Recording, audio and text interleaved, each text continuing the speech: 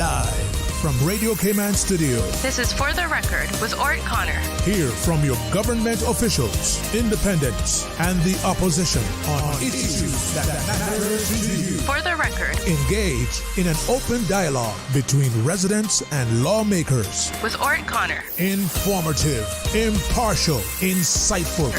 This is For the Record. And now, your host, Orret Connor.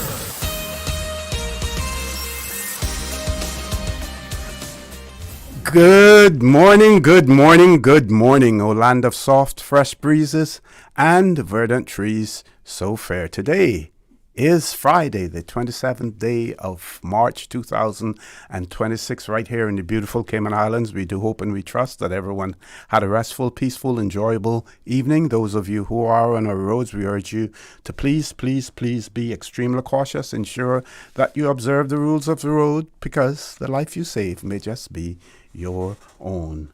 I'm going to dispense with my other opening comments this morning because we have a very, very tight schedule this morning. And of course, we have to recognize our sponsors for this segment, which is for the For the Record birthday shoutouts. For the Record birthday shoutouts proudly supported by Coca-Cola and the Credit Union.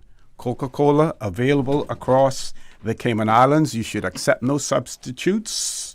From generation to generation, Coca-Cola is still a Cayman classic. And the Credit Union. The Credit Union looks forward to serving the Cayman community for the next 50 years and beyond. So we have a few birthday shout-outs.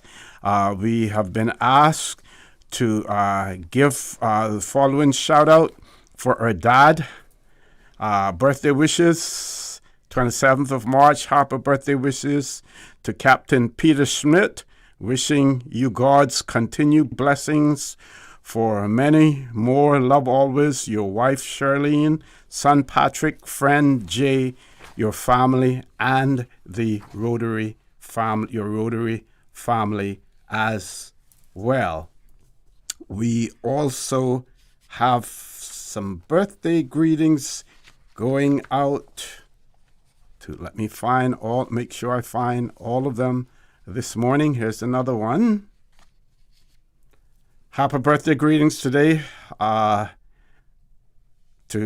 Cayman stalwarts, Mr. Colford Scott, Mr. Edlin Miles, and I have a special one from his family as well that I will share with you.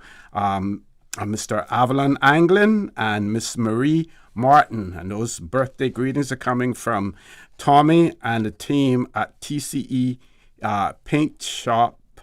We wish them a special day and God's blessing. And I have to find the one now for the Mr. Edlin Miles. I will find that in a moment, and during the course of the show, share that one with you as well. Meanwhile, we do have guests in the studio, and of course, we will be talking with them. Of course, this is Social Work Month, and we're sort of like winding down to it, the end of Social Month. This year's theme, Uplift, Defend, Transform. It highlights the important role social workers play in supporting children, families, older persons, and communities across the Cayman Islands. So we have representatives here in the studio with us this morning, and I'm going to ask each of them to introduce themselves, and the person who's going to take the mic first will be the last person to introduce themselves. So I'm going to say, folks, good morning, first of all, and welcome to For the Record. Good morning. Good morning. Okay, and we're going to start with you. There are no strangers to For the Record here in the studio. They all look so comfortable and so confident this morning. We're going to have an excellent discussion. Trevor. Morning. Trevor Gibbs, Deputy Chief Officer in the Ministry of Social Development and Innovation. Okay. Morning, Betty Brown, social worker and chairperson for the social work. Okay, so you're the person that this whole conversation is going to center around this morning. No stranger, and should I declare an interest, family? Good morning, Mr. For the Record, and to the listening public. Paulinda Mendoza Williams, Director of the Department of Children and Family Services. Okay, Thanks for having us. My pleasure. And since you have the mic, right over to you. Thank you so much again. As you indicated, March is Social Work Month, and we're coming to the end of our celebrations. But of course, social work practice never ends in the Cayman Islands. We are essential services. We work 24/7. And as you also indicated, the theme this year was to uplift, defend, and transform. And basically, that is the ethos of who we are as social workers when we, gear our practice to dealing with those very vulnerable issues in the community with persons who are experiencing challenges, whether it's safeguarding children, working with our older person, families, and communities. And the ultimate goal is really to uplift and create spaces where they're able to transform their lives, to be able to take it to the next level, that they're able to function efficiently and successfully in the Cayman Islands and ensure that our children are protected, our older persons are cared for and protected, families are made strong and able to navigate the systems that are there to support them, and of course our wider community is safe, and we are certainly exhibiting Cayman kind to our own people. So as we enter the end of Social Work Month, it really was celebrating who we are as social workers. It was geared towards more training, more uplifting and encouragement, and just a lot of wellness. So I let Miss Betty, who is one of our newer social workers to the department. She's not new to the profession of social work and human services because she had another life in another department before she came to us. But she's one of our newer staff members, and again, one of our star Caymanian social workers who are in the department. We all have stars, so it's not just Caymanians, but I'm speaking out for our Caymanian social workers who are all stars as well in the department. Excellent. So why don't we let Miss Betty introduce herself to our listening and viewing audience in terms of her past life before coming to the department. Okay, good morning, viewers. I started out my social work background at the University College of the Cayman Islands. I did my associates and bachelor's through their 4-year program. I'm currently pursuing my master's degree at the Michael College in Jamaica. My employment history started out working with offenders, so violent offenders, low risk, with the Department of Children, with the Department of Community Rehabilitation. So I was a probation officer during that time, supporting offenders, whether in the community or in Northward, to rehabilitate and change their lives. Coming over to Department of Children and Family Services, I currently work on the Family Services team. I work a lot with the court system, so a lot of vulnerable families having to go through separation or just struggling with parenting skills. My task is currently to support, monitor, and intervene in any way the department sees fit. So it is quite obvious that this month has been a resounding success, as far as Social Work Month is concerned. Tell us about your committee, how you went about planning things, and actually how they actually came to fruition. Okay, so Social Work Month is an annual celebration. Every year the department gets together and we observe the hard work that social workers put in on a day-to-day basis, behind the scenes. This month we took a mindset to look at how can we better the workers who put out so much into the community.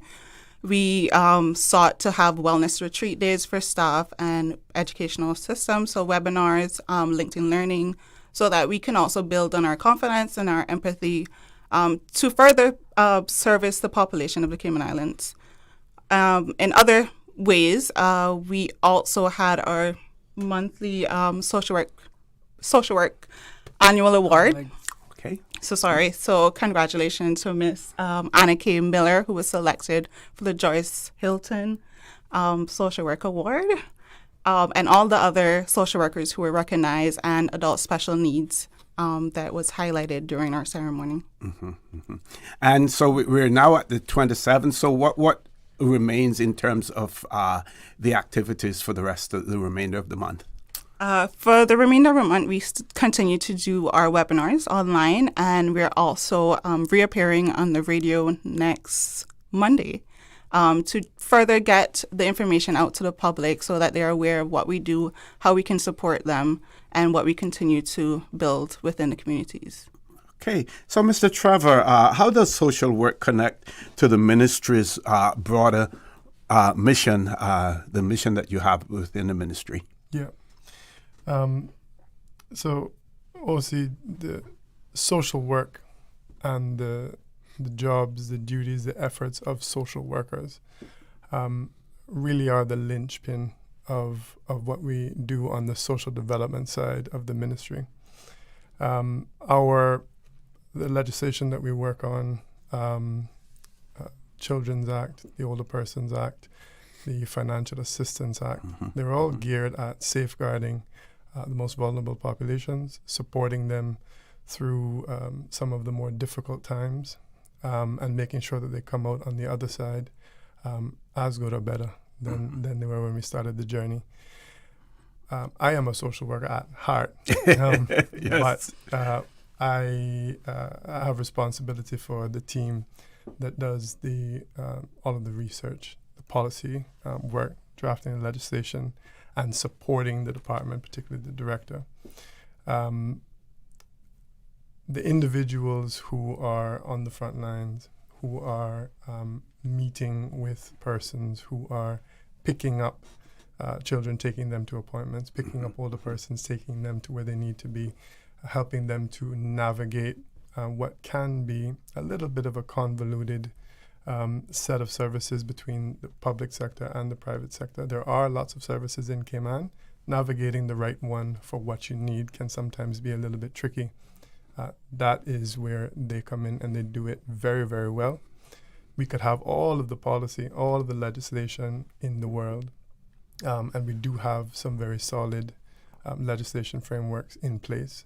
But if we didn't have good social workers, if we didn't have a committed director who OCI will take the opportunity to let the public know, I'm not aging her, but Miss Paulinda has been doing social work for 30 years, 30. Okay, so right now you have in the studio a social worker at heart, but you have a very long-serving social worker, and also one of the newest social workers in the department. And she's preparing herself And by, she's going on, doing her master's as well, making sure that she's fully equipped. That's it, absolutely. So without social workers, without the staff, the policy, the frameworks, the legislation wouldn't mean much.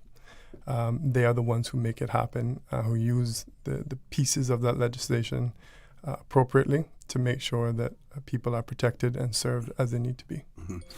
Now, we see in the Cayman Islands, and I would put this in quotation in terms of the successes that we achieve, mainly in economic terms, in financial terms. So as we, as an island, appear to progress, at the same time, we may see more and more vulnerable individuals or groups. Can you speak to the importance of social services and how the ministry is working on strengthening those systems to meet the future challenges that are bound to arise? Yeah. So, I want to just, before I answer that question, give apologies for Minister Isaac Rankin. He would very much have wanted to be here, but unfortunately he was unable to make it. the intention is always to move with the times and where we can anticipate the future needs. You're absolutely right that as we progress as a society, as our population increases, as the diversity within our community continues to be robust, the needs of the community, some of the vulnerabilities become greater. You will have heard on the floor of Parliament, as an example, the other day, the government resoundingly supported a motion to consider banning or controlling the use of social media by children under the age of 16. It is not exactly novel.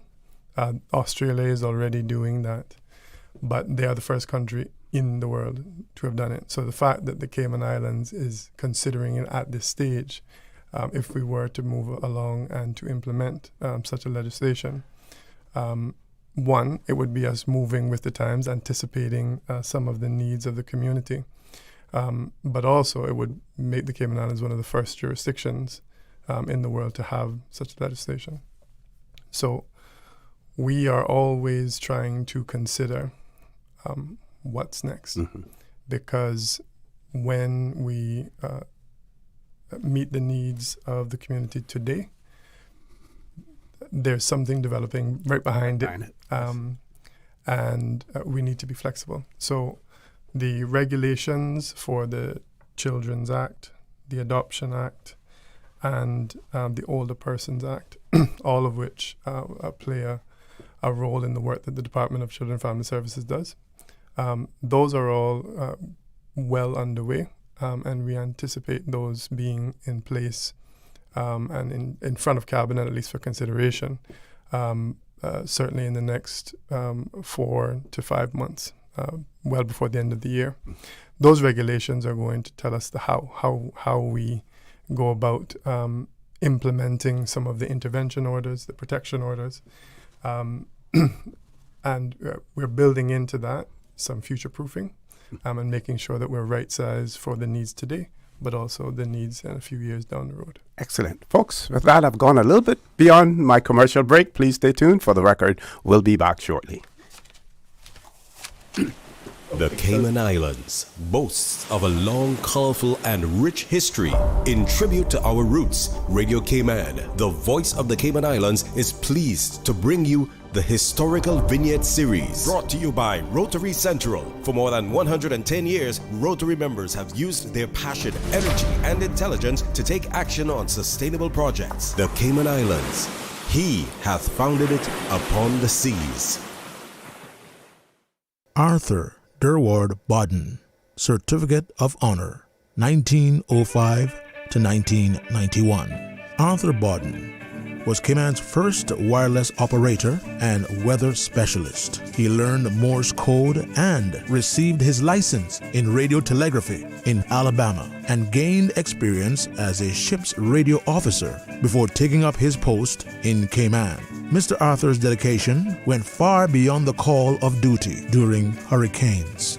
He sometimes worked as many as 36 hours without a break. He also pioneered printing in the Cayman Islands, learned during his employment with the Mobile's press register. For 52 years, he printed the official stationery of the Cayman Islands government. He and his wife, the former Edith Alexandra Crichton, had 5 children. Radio Cayman's Historical Vignettes was brought to you by Rotary Central. For more than 110 years, Rotary members have used their passion, energy, and intelligence to take action on sustainable projects. Saturday, April 18th, will be the gathering of the future. The gathering of budding scientists, budding botanists, budding engineers, budding medical specialists, marine biologists, systems architects, and much, much more. The Rotary Central Dr. Bill Rudy's Science Fair will be at the Arc Commander Bay, 8 a.m. to 12 noon. The gathering of the future. Students from over 15 schools across Cayman Save the date, April 18th. The Rotary Central Dr. Bill Rudy Science Fair, sponsored by CUC, supported by the Cayman Motor Federation. Sign up today. RotaryScienceFair.ky. The future is sparking. What matters most to you right now? The cost of living, housing, jobs, healthcare, safety? The Cayman Islands government has set 7 national priorities for 2026 to 2028, focused on areas that affect daily life, from preparing Caymanians for opportunity, to improving quality of life and social stability, to strengthening Cayman's long-term resilience. Learn more about the 7 broad outcomes at gov.ky/priorities. 7 priorities, 1 Cayman. Your dream home starts with a vision, and often inspiration is at the heart of that vision. Brand Source Home Gallery's in-house designers are here to help bring your vision to life. Whether you're remodeling or building a new home, Brand Source Home Gallery is your one-stop solution. Explore their kitchen cabinets, sinks, faucets, bath fixtures, tubs, vanities, and more. Let Brand Source's designers help and inspire you with your next project. Call 623-5000 and schedule an appointment with a design expert at Brand Source Home Gallery, Dorsey Drive, Industrial Park, serving Cayman for 50 years. My mom's a superhero. She always knows what to do when I feel icky. Yesterday, we went to West Bay Pharmacy, and they had everything she needed. Medicine, my favorite Band-Aid with dinosaurs, and even flavored vitamins. Mom says they keep our family healthy. I think they're magic. Don't tell anyone. I think superhero shop at West Bay Pharmacy. West Bay Pharmacy, where the superheroes shop. West Bay Pharmacy and Centennial Towers. Convenient quality care is just around the corner. Cineco's parametric insurance after hurricanes is now available for motor policies. Fixed automatic payouts cover incidental vehicle expenses like fuel, cleanup, and minor repairs. No claims, no damage required. $200 for comprehensive policies or $100 for third-party policies. Available exclusively through Cineco and included with all new motor insurance policies and upon renewal for current policies. Visit Cineco.ky today. Cineco, keeping Cayman covered. Looking for fresh, healthy food that's full of flavor? Then you've got to visit Kirk Market. Our dishes are made with fresh, high-quality ingredients. Enjoy vibrant mixed greens or satisfying pasta salads. Or try one of our delicious grill options like blackened chicken, spicy beef steak, or grilled salmon. Looking for something light and flavorful? We've got sushi rolls and poke bowls prepared daily. And don't forget to explore a hot bar or Billy Fresh salad at the salad bar. Stop by Kirk Market today for breakfast, lunch, or dinner and taste the difference. Eat well, live well with Kirk Market.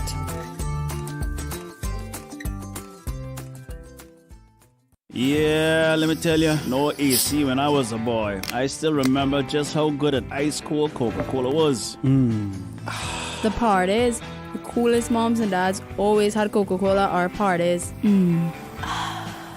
The sound when you pop the top, and the fizzle, and that, after that first sip.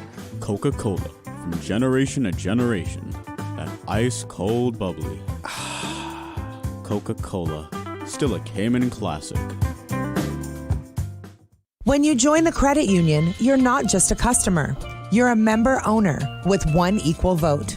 As we celebrate 50 years, our members continue to share the benefits. Enjoy strong dividends on shares, competitive loan rates, and the lowest lending fees on the market. Plus, we're the only lender returning up to 2% of loan interest to our members every year. For 50 years, we've helped Caymanians save, borrow, and build brighter futures. That's the credit union difference. Visit creditunion.ky to learn more.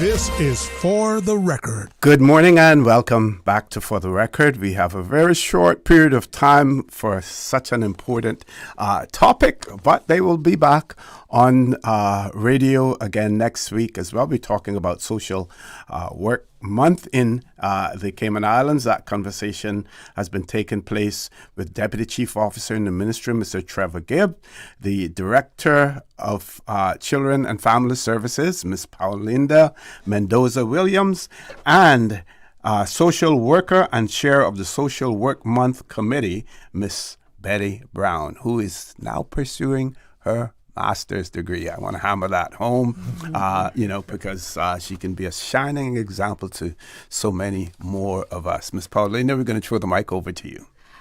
I just want to say a big thank you again to the staff at DCFS, and I'm talking everybody, social workers or resident care staff or finance, admin, human resources, because it takes the entire crew to support and get the ship moving to be able to do the work that we do that is so important in the Cayman Islands.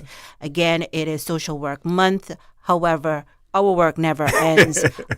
Just to say, I want to highlight to the public that social work practice, it is a practical profession, but it's grounded in very detailed academic principles. As we just said, Ms. Betty is doing her master's. We have quite a few of our team social workers who are pursuing masters in various avenues of the human services profession. So it is a continuous learning profession, as Trevor did indicate as well. The trends are changing. You asked a question about what it is that we are preparing for, and we have to keep up with the times in terms of the various social challenges, the social issues, the dynamics that children and families are dealing with. So continued learning is something that we certainly promote in the department for us to keep up with the trends in our practice. So again, I just want to say big up to the DCFS team. You are awesome, and it's a privilege to be working with each of you. Okay, so Ms. Brown,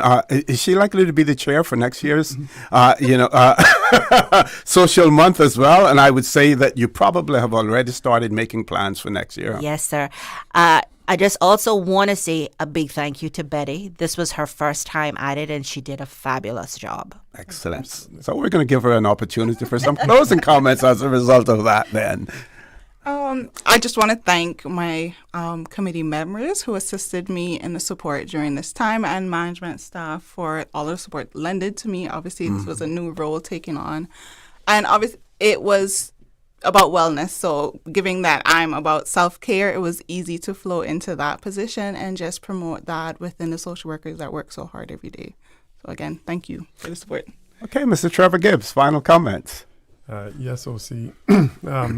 Certainly on behalf of the ministry, and I know the minister, Isaac Rankin, we are very, very grateful to the Department of Children and Family Services, Director Paulinda Mendoza Williams, and all of the staff who day in and day out do tremendous work in the communities across all demographics.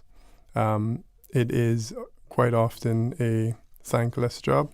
So every opportunity that we have to thank them, we should take it. Certainly. And I'm taking that opportunity now to say thank you. Excellent, excellent. So before we throw the mic back over to the control room, so we have been asked to send special birthday greetings to Mr. Edlin Miles, who celebrates his birthday today. Birthday greetings are coming from his wife, Gloria Ann, children Dion, Jerome, Early, Otis, and their spouses, and his grandchildren, siblings, Bunny, Claude, David, Jenadel, Annabeth, and their spouses, and from nieces and nephews and other special family and friends. So have a blessed day, Mr. Edlin Miles. And he's a gentleman that they're always confusing me and Edlin as well. With that, folks, we're going to our 8 o'clock news. When we return, we will have other guests in the studio as well. We will be talking with people from the individuals from the Cayman Islands Postal Service, as well as from the Cayman Islands Fire Service as well. So don't change that dial. Please stay tuned for the record. We'll be back immediately after the 8 o'clock news. The voice of the Cayman Islands. 89.9 FM in Grand Cayman and 93.9 FM in Cayman Brac and Little Cayman. Silver wings shining in the sunlight. Radio Cayman. For today's biggest news. Radio Cayman, the voice of the Cayman Islands.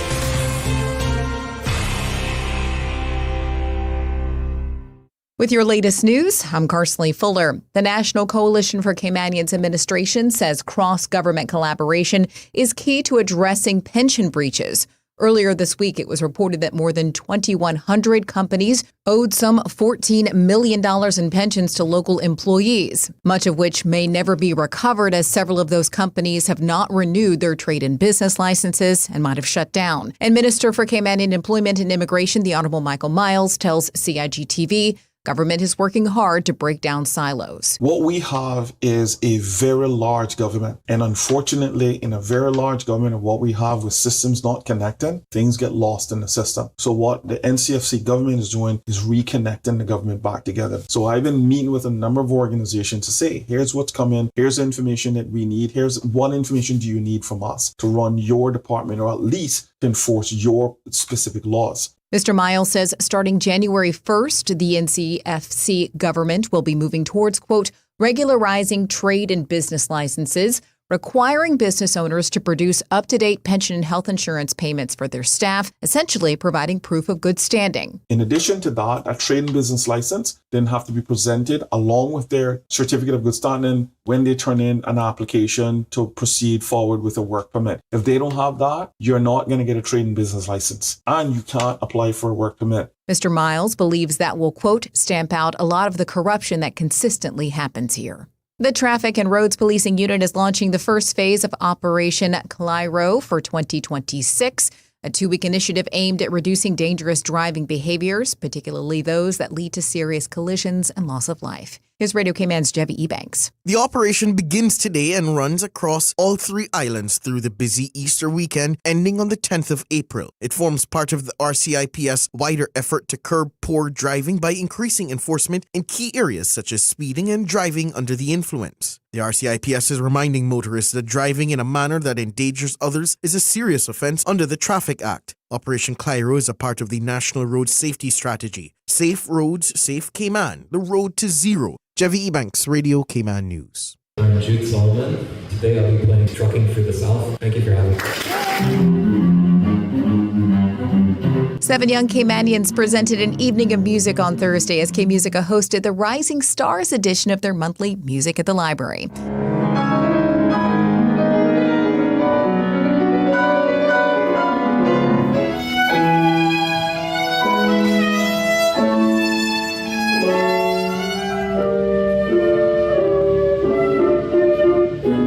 Included performances by Johan Uwe, Alexa Valencia, and Justin Tsai on piano, Jude Solomon on cello, Hannah Anthony and Thane Bodden on violin, and Charlotte Gother on flute. And it was a 1-1 draw in the matchup between Team Cayman and the British Virgin Islands in a series of international CONCACAF friendly football matches being hosted right here in Cayman. We had a hard, well-fought game. I think in the first half, we probably just gave them a little bit too much time on the ball.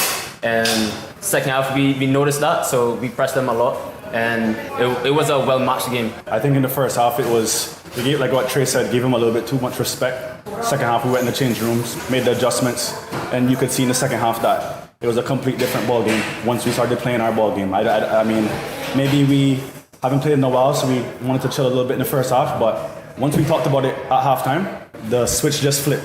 Players Trey Ebanks and Cameron Gray there at Thursday night's match at the Trumbaden Stadium. Team Cayman includes under 20 players who are getting their first taste of senior level football. They play the Bahamas on Sunday. Make sure to snag your seat by heading to Tickets Plus. Now with a check of international news, here's the BBC, which takes us out of the newscast. I'm Carsley Fuller. BBC News with Moira Alderson. The Pentagon has declined to comment on reports it's considering sending up to 10,000 additional troops to the Middle East. The Wall Street Journal reported that the surge in troops would give President Trump more military options. Iran's Revolutionary Guards have issued a new warning that the Strait of Hormuz remains closed. BBC News. Stay in touch with Radio Cayman with the latest up-to-date, accurate news and information. For your convenience, the headline news will be repeated on our sister station, Breeze 105.3 FM, weekdays at 8:30 a.m. Follow Radio Cayman on social media, Facebook, Instagram, Twitter, or download the Radio Cayman app in the App Store or log on to www.radiocayman.gov.ky and stay connected to what's happening in the community. Radio Cayman, your voice, your choice, your radio. Mom's a superhero. She always knows what to do when I feel icky. Yesterday, we went to West Bay Pharmacy, and they had everything she needed. Medicine, my favorite Band-Aids with dinosaurs, and even flavored vitamins. Mom says they keep our family healthy. I think they're magic. Don't tell anyone. I think superhero shop at West Bay Pharmacy. West Bay Pharmacy, where the superheroes shop. West Bay Pharmacy and Centennial Towers. Convenient quality care is just around the corner. Expecting a baby? Protect their first months from serious breathing illness and hospitalization with the RSV vaccine. The updated national immunization schedule now introduces an RSV vaccine for pregnant women between 28 and 36 weeks. When you get vaccinated, protective antibodies pass to your baby before birth. Vaccination also builds herd immunity, reducing the spread of infection in the community. Keep your newborn safe. Ask your healthcare provider about the RSV vaccine today. This message is brought to you by the Ministry of Health, Environment and Sustainability and the Public Health Department. The 8 a.m. weather update brought to you by CG Britcade, where people come first. Good morning, K-Man. Just about 7 minutes after 8 o'clock. Let's take a look at your weather. Kind of overcast conditions on the outside. Present temperature 78 degrees Fahrenheit. Last night's low was at 77. Winds are out of the east-northeast at 9 miles per hour, with some gusts up to 18 miles per hour. Relative humidity 80%. And the barometric pressure is at 29.94 inches. Synopsis for today as provided by the Cayman Islands National Weather Service. Residual moisture and mild instability continues to linger across the Northwest Caribbean. Moderate winds and seas are expected across the Cayman area today as the high-pressure system builds in the Gulf of Mexico. Radar imagery shows isolated showers in and around Grand Cayman. So our forecast for today calls for mostly cloudy skies with a 30% chance of occasional showers. Temperatures will rise near the low to mid-80s. Winds will be northeast at 10 to 15 knots with higher gusts. Seas will be moderate with wave heights of 3 to 5 feet. Later this evening, mostly cloudy skies with a 30% chance of showers. Temperatures will fall near the mid-70s. Winds will be northeast at 10 to 15 knots. Seas will be moderate with wave heights of 3 to 5 feet.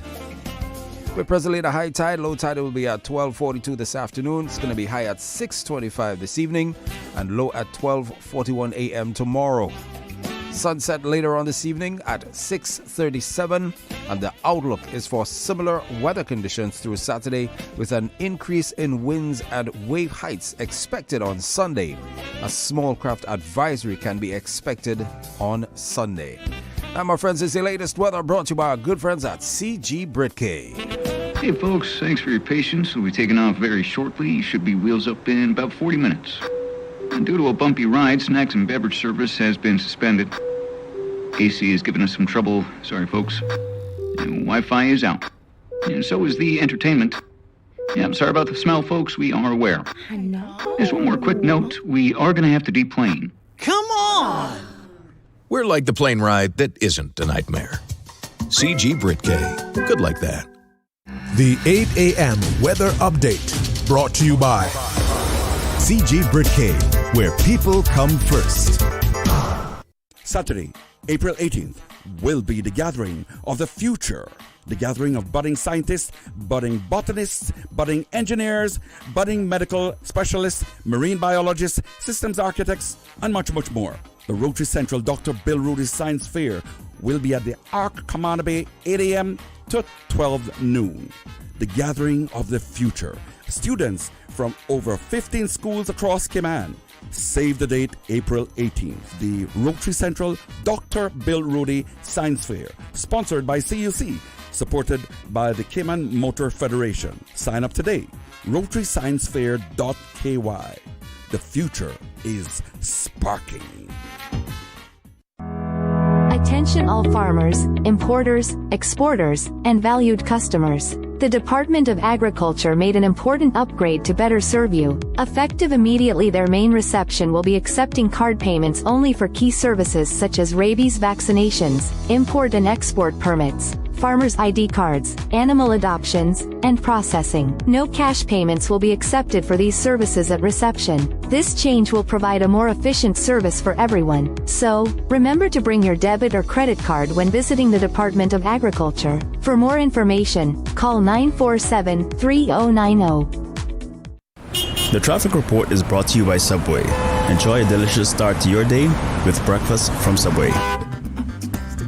All right, let's give you another update again. As you know, the traffic in the east-west arterial area has cleared up, but of course, moving down to the Century 21 roundabout just outside Hurley's, there is the traffic still building up. And of course, moving on to the CUC roundabout and continuing on the Linford Pearson, things seems to be moving. Of course, getting to Agnes Way onto Crew Road, so we'll see some traffic and a lot of traffic congestion now in the Bobby Thompson area leading onto Smith Road. And traffic once getting past there, crawling onto Huldah Avenue to the CNB roundabout. Most streets in Georgetown taking in the influx of traffic. Shenton Road is seeing light traffic. Eastern Avenue similar. Godfrey Nixon Way to the Butterfield roundabout, where we do see northward bound traffic going to the Butterfield roundabout. North Sound Road will see some of that traffic as well. And some traffic coming off the Esley Tibbetts, some slow moving traffic.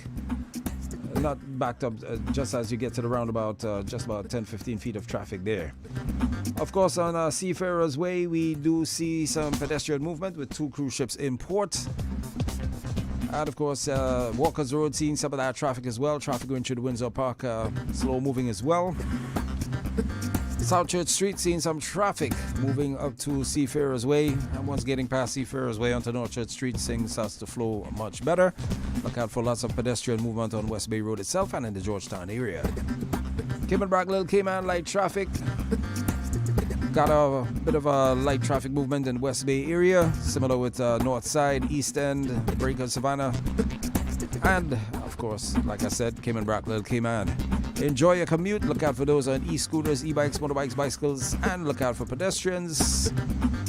And have yourself a great Friday and weekend when it comes. We'll have another traffic report for you just after the 12 p.m. news right here on Radio Cayman, brought to you by our good friends at Subway. Craving something new? Dive into Subway's new seafood subs. 3 recipes inspired by the flavors of the coast, including the crunchy seafood bliss, the scrumptious chipotle tuna crunch, and the delicious breaded fish and ranch sub, made with our new breaded fish nuggets. Subway's new seafood subs. 3 recipes made to rock the boat. Only at Subway. The traffic report is brought to you by Subway. Enjoy a delicious start to your day with breakfast from Subway. There's nothing more important than your health, and seeking expert healthcare with physicians you can trust is what you deserve. UHealth, the University of Miami Health System, offers peace of mind to you and your family with a first-class experience. Our patient coordinators assist with everything you need before, during, and after your stay with us. As South Florida's only academic-based health system, UHealth offers cutting-edge treatment, compassionate care, and life-changing results just a flight away. Learn more at umiamihealth.org/international.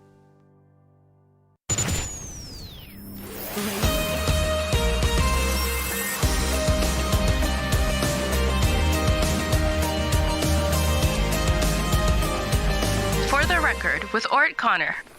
Good morning and welcome back to For the Record in our continuing celebration of International Women's Month. This is another part of the celebratory process in the Cayman Islands. So the Postal Service is celebrating an important part of Cayman's history by honoring the legacy of Cayman's female national heroes. As a result, the Postal Service has released a new set of stamps recognizing the first women who helped shape public life and representation in Cayman. Wider collaboration with the Cayman Islands National Archives, the Protocol Office, and Compass Media has also taken place in order for them to achieve this goal. So we have representatives from the National Archives as well as the Postal Service in the studio. And I'm going to say good morning to my guests. Welcome to For the Record, and ask them to introduce themselves. Of course, neither of them needs any introduction, but let's go ahead and hear from them. Ladies, good morning. Welcome to For the Record. Good morning, and we're here to recognize female national heroes. And guess who you have as gender representatives? No, it just, as I sat down next to Miss Charisse, it dawned on me, hey, we're women talking about women. Yes. Recognizing the work of women.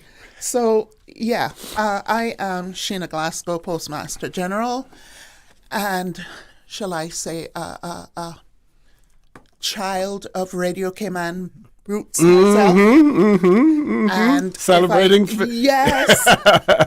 I was like, they didn't ask me to make any celebratory comments. Well, happy anniversary. So before happy anniversary, Radio Before Cayman. you leave the studio this morning, we're going to make sure that we get that done as well. Yes. Oh, see, I cannot not be myself. All right. Good morning. My name is Charisse Morrison, and I am the director of the Cayman Islands National Archive.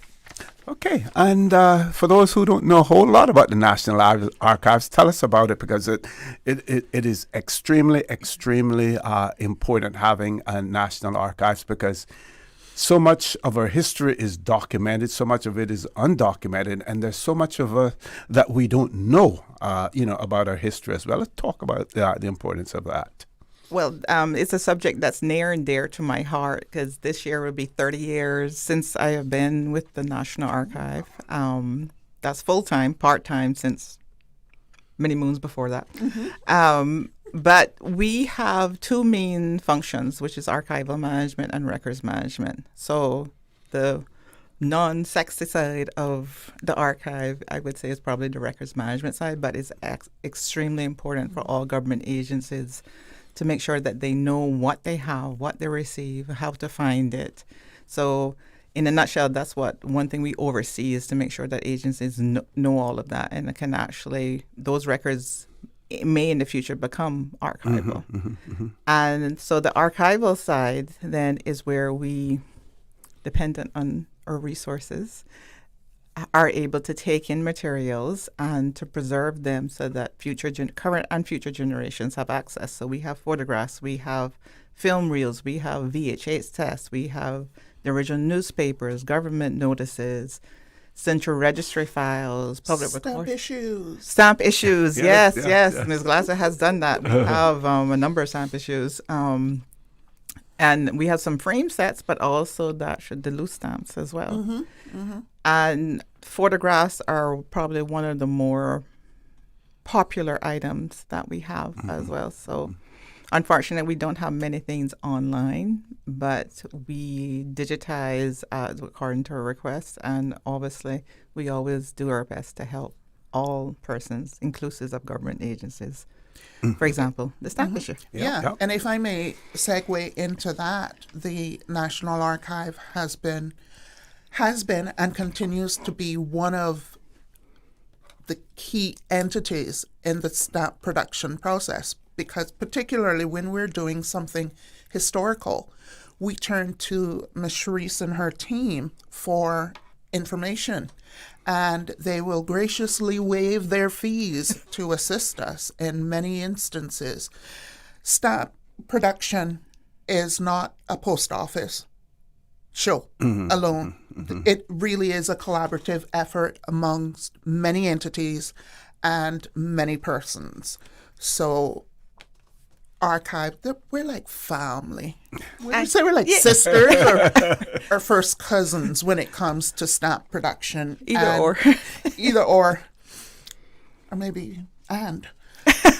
Ms. Charisse also sits on the Stamp Advisory Committee in her capacity as the representative of the National Archive. She did mention that to me off air. Yes. And she was a member before she became director. And when she became director, I said, well, are you going to put somebody else on there? And your response was? Oh, no. I have so much fun on that committee.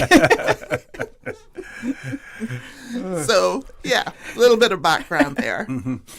Now, let's talk about before we get into the meat of the discussion, the whole issue of stamps. We see communications changing, quite a bit, but there seems to still be an interest in stamp.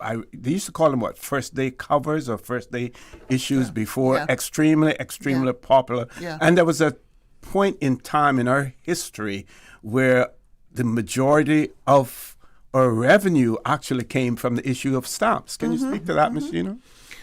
Well, I'm not the historian nor the archivist, but I will rely on Ms. Sharice to jump in and fill in any gaps that I might create. You are correct. Historically, and this goes back to when Cayman reported under Jamaica and before there was a separation, stamps at that time were considered a form of revenue. And what was it, like the halfpenny and those sorts of sixpence, yes, those sorts of denominations that I just don't recall anymore. But coming forward to today, we still use stamps. I'm going to give credit where credit is due. I remember Miss Sharice's mom, who preceded me as Postmaster General, Miss Mona, often describes stamps as a vignette, a photographic vignette into our lives, be it something current, be it something historical, something significant, and significance has a wide range of applicability. It means different things to different people. And I have never found a better example or description of stamps. It is a vignette. It is photographic vignette into some part of our lives. And one of the things that Cayman has a proud international reputation for is the quality of our stamps. From the themes or the images that we depict to even the quality of the paper that is printed, collectors appreciate that we do not issue a lot of stamps every year. I think the USPS probably has at least one stamp issue coming out every month in a year. But we are very, very selective. And I have to credit my Stamp Advisory Committee for that. They are picky. Yes, we are. But their nitpicking at the end of the day results in a very quality product. Now, it can delay the whole process, but the average person probably wouldn't appreciate the level of detail that our Stamp Advisory Committee members go into. Bringing it back now to the Female National Hero stamp issue, I remember going back and forth for several months as to the background color of each stamp issue. And if it wasn't the right shade, we had to send it back. Every change requested, be it during the early stages of the production process or be it at the cabinet approval stage. Any change means we've got to go back to the company that we use to produce this for us. And that extends the length of time it takes to actually get a stamp issue, what we call print ready. So it is a very labor-intensive process. I, in my capacity as Postmaster General and Chair of the committee, try to keep it fun. I always say it's not rocket science, nor are we curing cancer. We can have fun while we get the work done. So that is my goal, and Ms. Sharice just mentioned it. She is I value her as a member. I don't think I've ever told you that. Well, I'll tell you while I she wanted to do it publicly. Toot your horn publicly. But they do fantastic work, they being the members of the Stamp Advisory Committee. And Ms. Sharice is one of those that I can always count on to respond and give feedback when we're seeking feedback on a latest draft of images. And she will not hesitate to say, no, I don't think. Even the font, no, not right. The placement isn't right. It should go here or here, wherever. That's the level of detail that goes into our snap production process. And I appreciate it because at the end of the day, what results is a fantastic product that we continue to be very proud of as representatives of various aspects of life in Cayman. These things go all over the world. They are ambassadors of the Caymanian story in different ways. When they go to countries, we stick it on mail, we stick it on parcels. People collect and reach out to us to purchase them. These things continue to be worldwide. Pictures of life in the Cayman Islands. So, can we talk a little bit about the? Well, what we'll do is I'll preface it. We'll go to and on the other side of the commercial break, we can talk about it. The planning. You've mentioned the planning, so talk more about the planning because since this has been produced and announced, we have had one more female national hero named and identified since then. So we can talk about the planning process, what goes into it. You've spoken about the intricacy, the details, as far as the committee, the advisory committee is concerned in terms of what the actual product, the final product will be like, and to talk about the planning stages of it.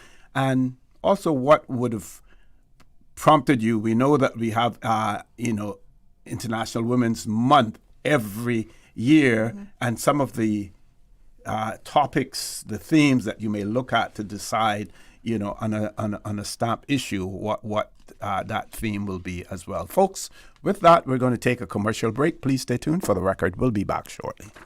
My mom's a superhero. She always knows what to do when I feel icky. Yesterday, we went to West Bay Pharmacy, and they had everything she needed. Medicine, my favorite Band-Aids with dinosaurs, and even flavored vitamins. Mom says they keep our family healthy. I think they're magic. But don't tell anyone. I think superhero shop at West Bay Pharmacy. West Bay Pharmacy, where the superheroes shop. West Bay Pharmacy and Centennial Towers. Convenient quality care is just around the corner. She hear clunk and her car stop. I was just about to send her some money, so I send it straight to her JN Money Transfer card. It cost me less, and perhaps she use the card pay the garage right away. She'll get discount through the JN Rewards program in Jamaica. This card make things easy. You can even get funds at any multi-link ATM. JN Money Transfer Card. Fast, affordable, convenient. Tell your loved ones in Jamaica about it. Sign up is free. Babe, not tonight. You keep poking me and I need to be rested for meetings tomorrow.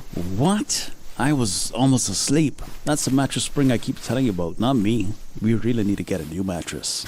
Tossing and turning, back hurting, can't sleep? It might be time to turn in your old mattress and go to bed with a new one. Browse the huge mattress showroom at Brand Source Home Gallery and pick the perfect mattress today. With mattresses to suit every budget, Brand Source Home Gallery stocks a wide selection of sizes and styles like pillow top and gel memory foam. So stop tossing and turning and sleep better tonight with a new mattress from Brand Source Home Gallery, Dawson Drive, Industrial Park.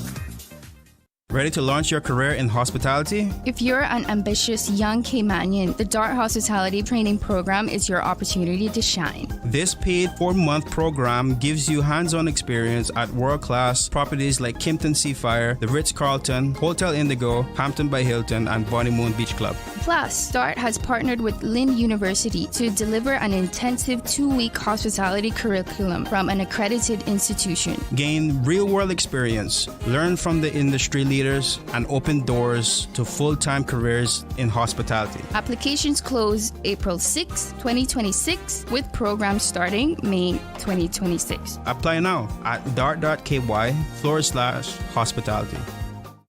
Boy, I'm so glad I got that funding from the Ministry of Tourism's Visitors Experience Development Grant Program. It has really helped me create an awesome new tourism offering.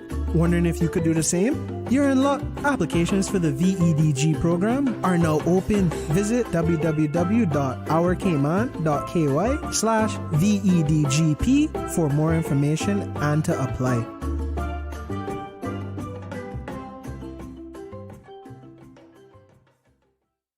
Do you know a Caymanian living and working overseas who's doing big things and making us proud? Cayman Connection has officially opened nominations for the 2026 Making Waves Awards, celebrating Caymanians who are making a positive impact around the world. If you're thinking about somebody right now, it's no time like the present to nominate them and give them the recognition they deserve. The process is simple and doesn't take too long. Just visit caymanconnection.org/nominate. Nominations close April 13th. It's time to big up our people. Do it today.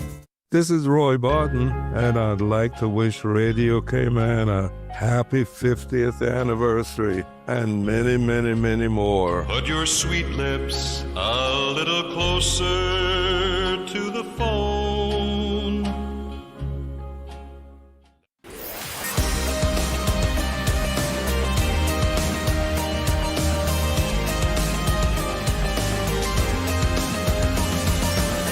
This is For the Record.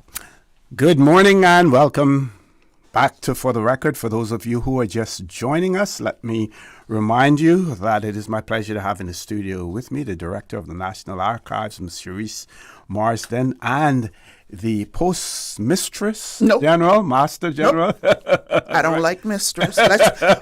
Please, let's stick with master. No, but we're honoring women. We're honoring women. But no need to be politically correct there. Okay, Postmaster General, Ms. Sheena Glasgow. We are talking about honoring our female national heroes. And before we went to the commercial break, I asked them to talk about the whole process. Mm-hmm. You know, how did we get to this point in time? And, you know, those astute and observing members of our audience will note that while we have 5 female national heroes, only 4 are depicted on that. And there's a reason for that. Ladies. Production time, to put it succinctly. I often say that stamp production, the process, is not an Instagram production. We're very accustomed to things happening like that these days. Stamp production is still very much old school. From the initial concept of a stamp issue, we will have a very high-level idea of what we may want to depict. Then we've got to go out and source the materials. Then and this is a very simplified version of the process, we send it off, have the design process begin, and then the fine-tuning of the design back and forth. And these days, a lot of that work actually happens via email. We don't need to wait and sit and have a committee meeting. But it is not uncommon for a stamp issue from initial concept to release date to take a year or more. And longer if we're going to talk about a definitive stamp issue, which is 12 images. So this particular issue, it was a couple years ago. I am leaning more towards about 3 years, if we count last year as well, where we were sourcing the images to represent these ladies. And the plan was always to release it during March. We're recognizing women, so that was the time to release it. Last year, we were as close as we ever came. But still, by the time all the approvals were obtained and it went to print and it would have had to come back to Cayman, it would not have arrived in time for March. It would have been around May or June for a release. And I said, nope, let's go ahead and have it print, get it shipped here, but we're releasing it in 2026. So this particular stamp issue, all of the stamps were printed and sitting here in Grand Cayman, let's say from June 2025, which would have been long before we added a fifth female national hero. Now, we don't normally have that much lead time for our stamp issues to be ready to go and just sitting waiting. But because this one was specifically tied to a release date in March, it didn't happen for 2025, so we went ahead, got it done, had everything ready to roll for March 2026. But I'm sure, whether it's not under our tenure, at some future point, our newest female national hero will grace a stamp issue. Sure, I'm sure. At some point. Yeah, and as they add more female national heroes. Okay. Hint, hint. So can we talk about the current ones and how they're represented, on the stamp? We can start with national hero Mary Evelyn Wood. So I don't want to hog the mic.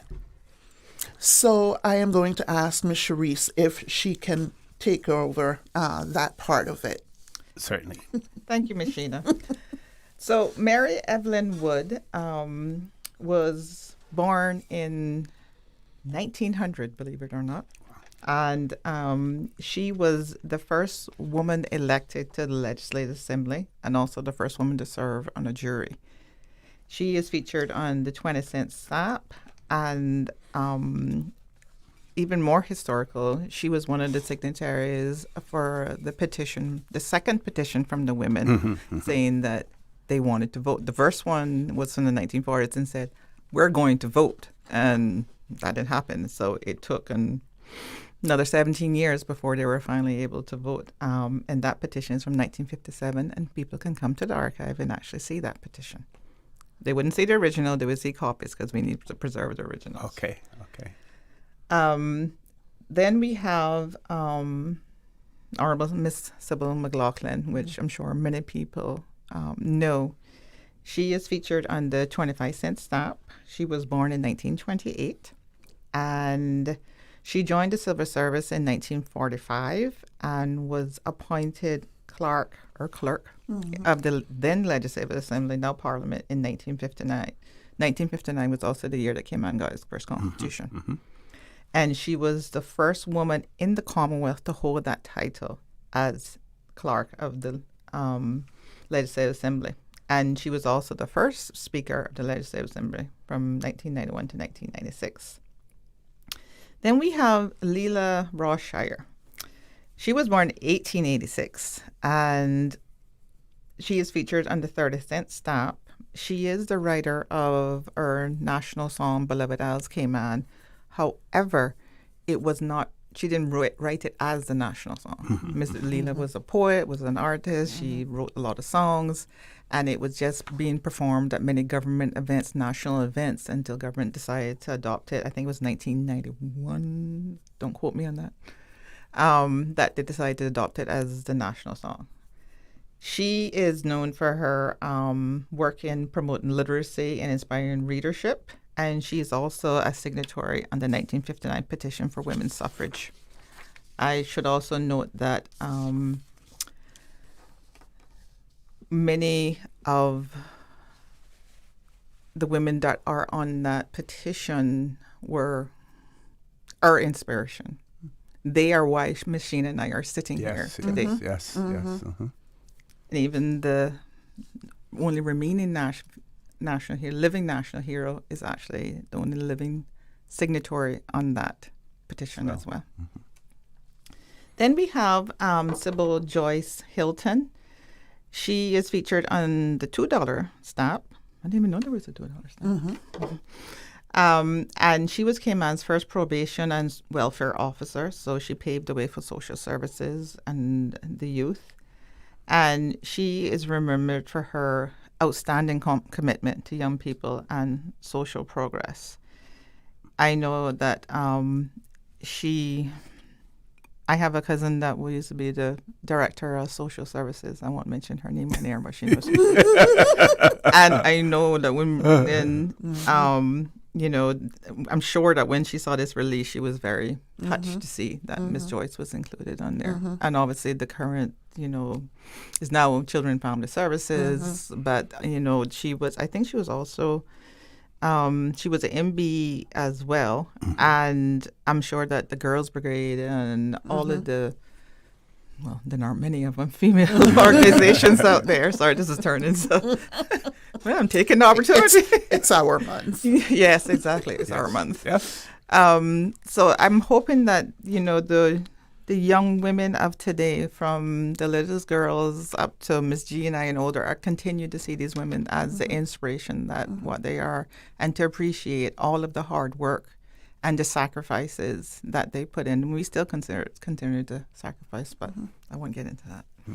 Okay, we're going to... sorry, just one quick Go right thing. ahead. Go right ahead. I want to say, for some reason, I'm thinking Miss Hilton was also an avid gardener, and particularly in orchids. Something like that. I seem to recall. But don't quote me. You're talking about Miss Hilton? Yeah. Yes. Okay, all right. And you remember now when you're coming out from Mayor Street on to Seafarers Way, right on the corner where that multi-story building is now. Okay. That is where her Center, I think. her house was. Okay. And there was basically a concrete wall around that. Okay. And her husband, Conrad Hilton, was a taxi driver, Mr. Hilton. Well, he was a taxi, very popular taxi driver. A little bit more than I knew. But I thought there was something about gardening and specifically orchids. Yeah. So, yeah. And her maiden name was Russell. Oh. Her father was a gentleman by the name of Mr. Bonner Russell. Okay. Who was instrumental in terms of building roads in Cayman, especially, in the Georgetown area. Okay. Because he would supervise the work crews to build the roads. And, of course, those days, everything was done by hand. So he and Mr. God, I'm trying to remember his first name now, Mr. Martin. That would have been Mr. Charles Martin's father. Okay. Used to ride a white horse. He had a white horse. They were all in charge of building the roads, like the stretch there, Shedden Road going up to Crew Road. That was built. Okay. Charles Martin, what did I say? Mr. Charles Martin, father. Yeah. Yeah. So, folks, we're going to take a commercial break. Just a little tidbit there, for you. So when we return, we want to talk about, and you've heard both of our guests here, Ms. Cherise and Ms. Sheena, talk about why this matters. But we're going to go a little deeper into it and talk about the cultural and educational value that this brings, and as well as the relevance of these, our national heroes, as far as modern day Cayman is concerned. Folks, please stay tuned for the record. We'll be back shortly. Did you know that Doctors Hospital provides urgent care services 24 hours a day, 7 days a week? And Doctors Hospital's urgent care physicians have access to the most advanced MRI and CT imaging in the Caribbean, providing reliable diagnostics when you need it most. When you need quality urgent care for an illness or injury, Doctors Hospital is here for you 24/7. Whether it's a migraine, chest or abdominal pain, shortness of breath, broken bones, or another urgent need, Doctors Hospital at the top of Walker's Road. Urgent care right now. Cineco's parametric insurance after hurricanes is now available for motor policies. Fixed automatic payouts cover incidental vehicle expenses like fuel, cleanup, and minor repairs. No claims, no damage required. $200 for comprehensive policies or $100 for third-party policies. Available exclusively through Cineco and included with all new motor insurance policies and upon renewal for current policies. Visit Cineco.ky today. Cineco. Keeping Cayman covered. Looking for fresh, healthy food that's full of flavor? Then you've got to visit Kirk Market. Our dishes are made with fresh, high-quality ingredients. Enjoy vibrant mixed greens or satisfying pasta salads. Or try one of our delicious grill options like blackened chicken, spicy beef steak, or grilled salmon. Looking for something light and flavorful? We've got sushi rolls and poke bowls prepared daily. And don't forget to explore a hot bar or Billy Fresh salad at the salad bar. Stop by Kirk Market today for breakfast, lunch, or dinner and taste the difference. Eat well, live well with Kirk Market.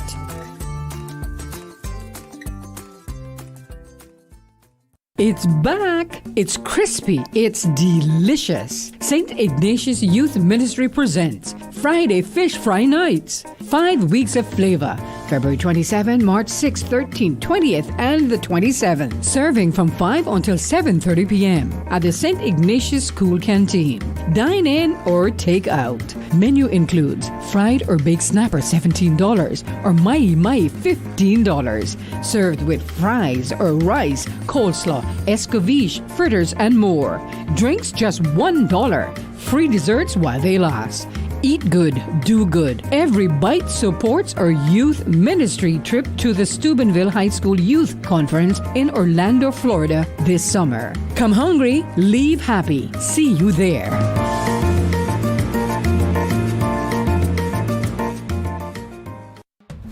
What matters most to you right now?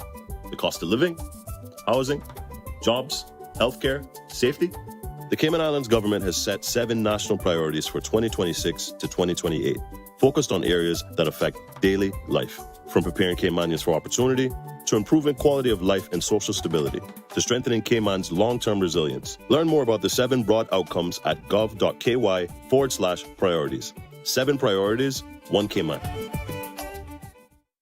What matters most to you right now? The cost of living, housing, jobs, healthcare, safety? The Cayman Islands government has set 7 national priorities for 2026 to 2028, focused on areas that affect daily life, from preparing Caymanians for opportunity, to improving quality of life and social stability, to strengthening Cayman's long-term resilience. Learn more about the 7 broad outcomes at gov.ky/priorities. 7 priorities, 1 Cayman.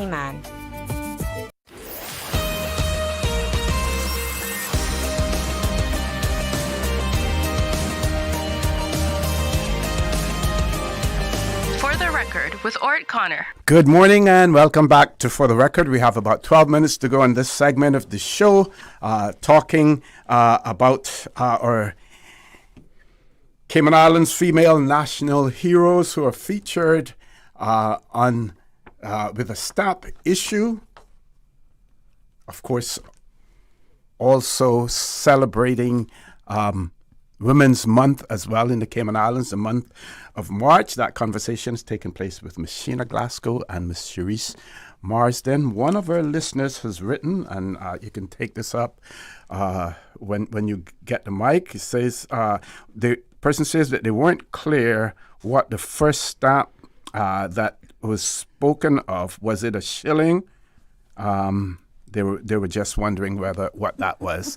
And we can add that into when we're talking about the significance and the relevance, the value, cultural and educational value of these information that we have on our national heroes as well. Ladies. Well, that's a curveball. I don't know. I invite people to come to the National Archive and conduct the research, and they can find out. Okay. Thank you. You got it in before I could get it out of my mouth. I was going to say, all jokes aside, I know the general history, but to say that I know what the first stamp denomination was, I I really don't know. Half time I can barely remember how old I am. So historic details like that would really have to go to the archive. And do some research on that. I just generally remember that was the monetary denominations at the time. Yeah. And that... Pound, shilling, and pence. Yes. And that Cayman was under Jamaica at that point of our existence. So before Ms. Charisse leaves us, we will get her to tell our listening and our viewing audience about access to the archives, how they can go about. We always hear Dr. Steve Macfield talk about, he's always over there, and, as well. But we do have a caller, so should we grab that caller? Yes. Caller, good morning. Welcome to For the Record. Do you have a question or comment for our panelists? Yeah, I want a comment. Yes, sir. Yes, concerning the stops. On individuals who should be on our Cayman Island stops. I would like to suggest that they have a stop with the picture of Miss Glasgow. Sorry, which one? Yeah, there are several of them. You're talking about Machina Glasgow, the one right here in the studio with us? Yes, I am. Okay. I'm very touched, but I'm still alive, so I cannot be featured on a Cayman Island snap, but I'll get more into that. It's a little interesting bit of trivia. But caller, I thank you for your suggestion and your recommendation. I am very honored that you would think that I should be featured. Deserving of it, yes. Of course, I would say no, my mama. Caller, thank you. Thank you. Thank you very much. Okay, so ladies, we have about 8 minutes left to go, so we still have some ground to cover. I'm going to throw the mic over to you. You take it in whatever direction that you want. Perfect segue to continue from the caller. So, as a British Overseas Territory, we are not allowed to feature persons who are still living on Cayman Island stamps. That privilege, honor, is reserved. Fill in whatever word you wish, is reserved for living members of the royal family. So that's why you will see we will often have stamps depicting members of the royal family when there are significant events happening in their lives. But you don't see living Caymanians on a stamp. We have to be dead. And if it's not clear from the tone of my voice that I don't agree with that, let me just state it. I don't agree with that. But it's outside of my control because we have many persons, worthy persons alive who we should be featuring on our stamps. Yes. But it will not pass palace approval to go to print. And if we don't receive palace approval, it does not go to print.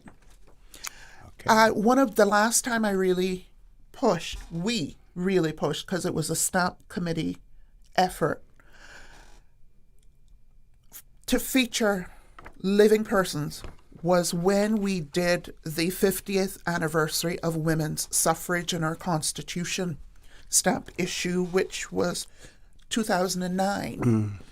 We had 3 living persons at that time of the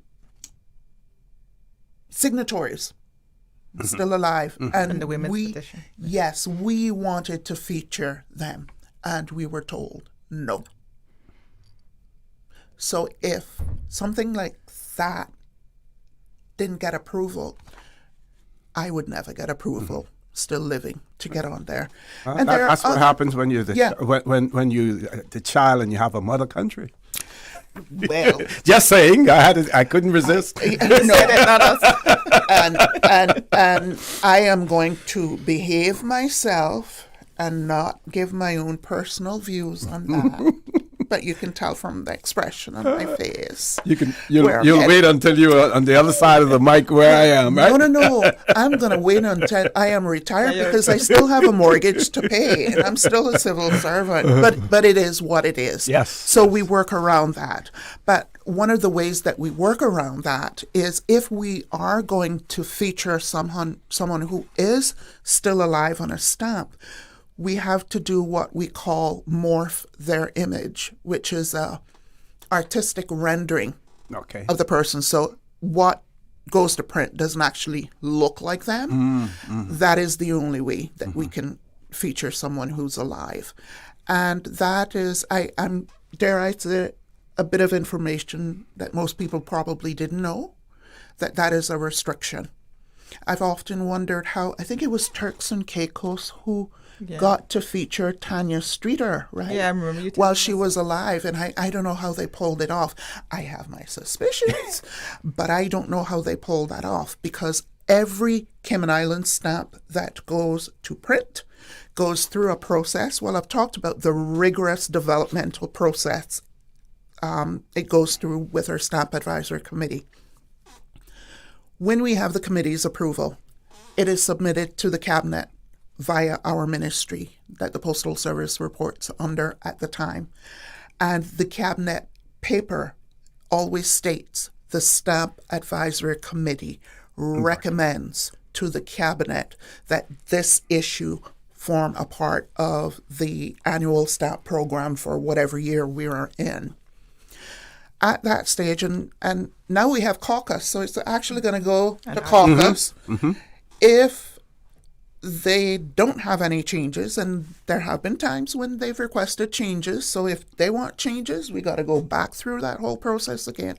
Assuming they have no changes, then it goes to the Cabinet. After the Cabinet, we submit it, after the approval of the Cabinet, we submit it to the Governor's office for them to forward to the UK, and His Excellency, the King, has final say. And bless her, his mom, Queen Elizabeth, not in my tenure working on the Stamp Advisory Committee, which would go back to even before I came post office. She never turned down a stamp issue. I took that to be that was the quality of our work. He has turned down one, and then he got involved in another one. And so there is no longer an assumption that it's just going to slide through that. But if we don't have approval, we cannot go to print. Wow. And the printing process is secure printers. We just don't send our stamps out to print to any company. Stamps in the printing industry, stamps are treated like printing money. So it is a very secure type of printer. Usually ours are printed in Europe, which means then they got to get back shipped here and all of that. So there's a lot of steps before we actually have a stamp issue on island and ready to say release. Okay, we're running out of time, but I want our listening and viewing audience to know a little bit more about the our archives, National Archives. So we're going to ask Ms. Charisse, to give out some information about public access as well. I know earlier you mentioned, some of the things that you have in the archives as well. So if you want to conduct research, you can call us at 949-9809. You can email us at CINA, CINA @gov.ky. We are open for research Wednesday to Friday from 9 to 4:30. So and we try to accept walk-ins, but It just depends on our availability of staff, because if people contact us in advance, then we can actually do some preliminary research and have items ready so that when they come, they get the most benefit of time, efficiency of time, so that we can actually help them to the best of our ability. So you would basically, I would say, what I'm interested in, and then you would do the research in that. Yes, sometimes people can be quite vague, and we're like, we're not going to publicize it. We need to know to help you. And then sometimes they come in and we find out it's something else, and and of course one thing leads to another, and then you can get lost in archives as well. Well, my gap, because my really pet project and my favorite is a Trade Winds newspaper. And I believe that there are several gaps, in terms of, what I have now. I've gotten those from Miss Joellen Thompson, and she, of course, got them from Miss Ardith Smith, who was a reporter at the, and she reported for West Bay, but also for Georgetown, at one point in time as well. So, ladies, I want to give both of you an opportunity for some closing comments. We'll start with you, Ms. Cherise, and end with Ms. Sheena. Well, I want to thank you for this opportunity, and also thank Ms. Sheena for all of her dedication and passion. And I love interacting with her, and I feel so good knowing that I can actually be as open and direct and then sometimes blunt with what I put forward, So we do have, when we have our committee meetings, we do have a lot of fun. We have but we get a lot done at the same time. Excellent. Machina. Yes. And kudos right back to Ms. Cherise. I can't imagine the work of the Stamp Advisory Committee without her on there. But just a final plug for the stamp issue honoring female national heroes. Women kept this country going historically while the men were at sea. So the women, they dealt with family life, they dealt with the economy, they dealt with finances. We, because I'm including myself in the gender, handled it all.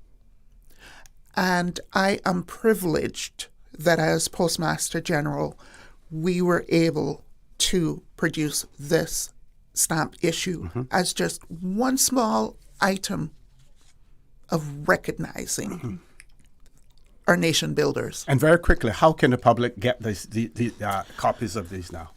Our philatelic bureau is at the 7 Mile Beach Post Office in West Shore Center, the pink one. And most post offices by now will have them for sale on our counters as well. So pop in anywhere. Okay.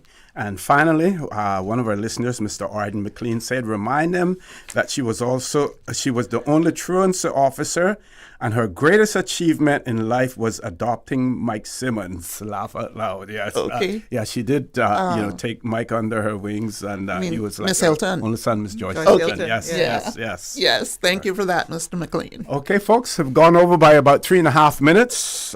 We are going to have members of the Cayman Islands Fire Service in the studio with us. As soon as we return from our headline news, please stay tuned for the record. We'll be back shortly. Covering Little Cayman, Cayman Bride.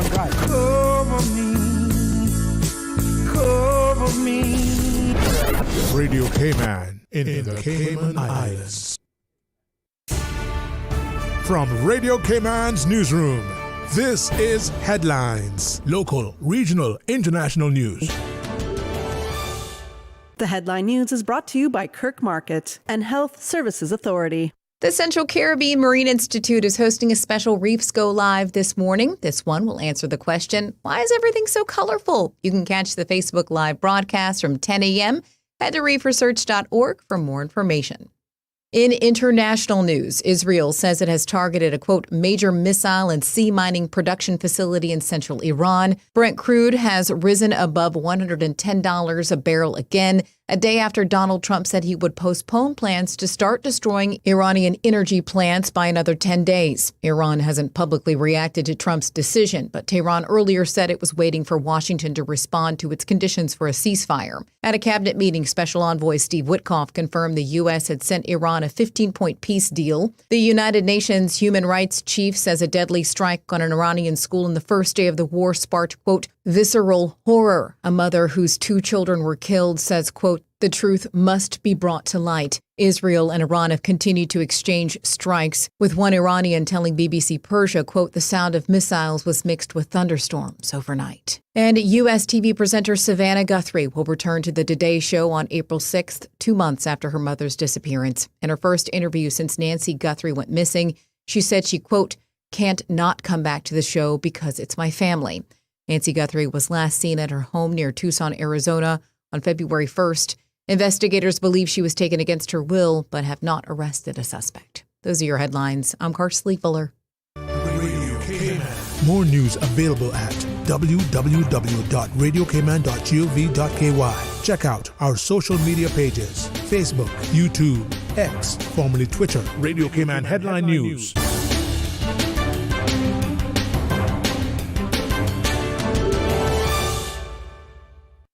At HSA, we strive to provide the highest standard of care with compassion, integrity, and dedication. And so we say thank you, Cayman, for continuing to make us the most awarded organization on island by voting us the best of Cayman Islands in 9 medical categories. Your support reminds us why we do what we do, to serve the Cayman community with kindness and excellence. To find out more about our award-winning services, visit hsa.ky.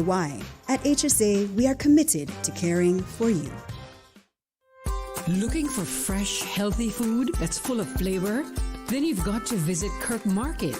Our dishes are made with fresh, high-quality ingredients. Enjoy vibrant mixed greens or satisfying pasta salads. Or try one of our delicious grill options like blackened chicken, spicy beef steak, or grilled salmon. Looking for something light and flavorful? We've got sushi rolls and poke bowls prepared daily. And don't forget to explore a hot bar or Billy Fresh salad at the salad bar. Stop by Kirk Market today for breakfast, lunch, or dinner and taste the difference. Eat well, live well with Kirk Market. This is a public service announcement from the Deputy Governor's 5K Challenge Committee. Registration for the DG 5K 2026 is now officially closed as the race is fully sold out.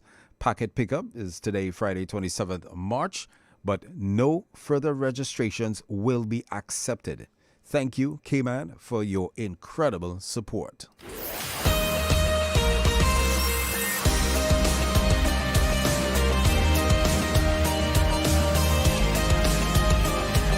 For the Record with Orret Connor. Good morning and welcome back to For the Record. It has been a busy morning so far. We have had 2 sets of guests in the studio. We have our 3rd set now.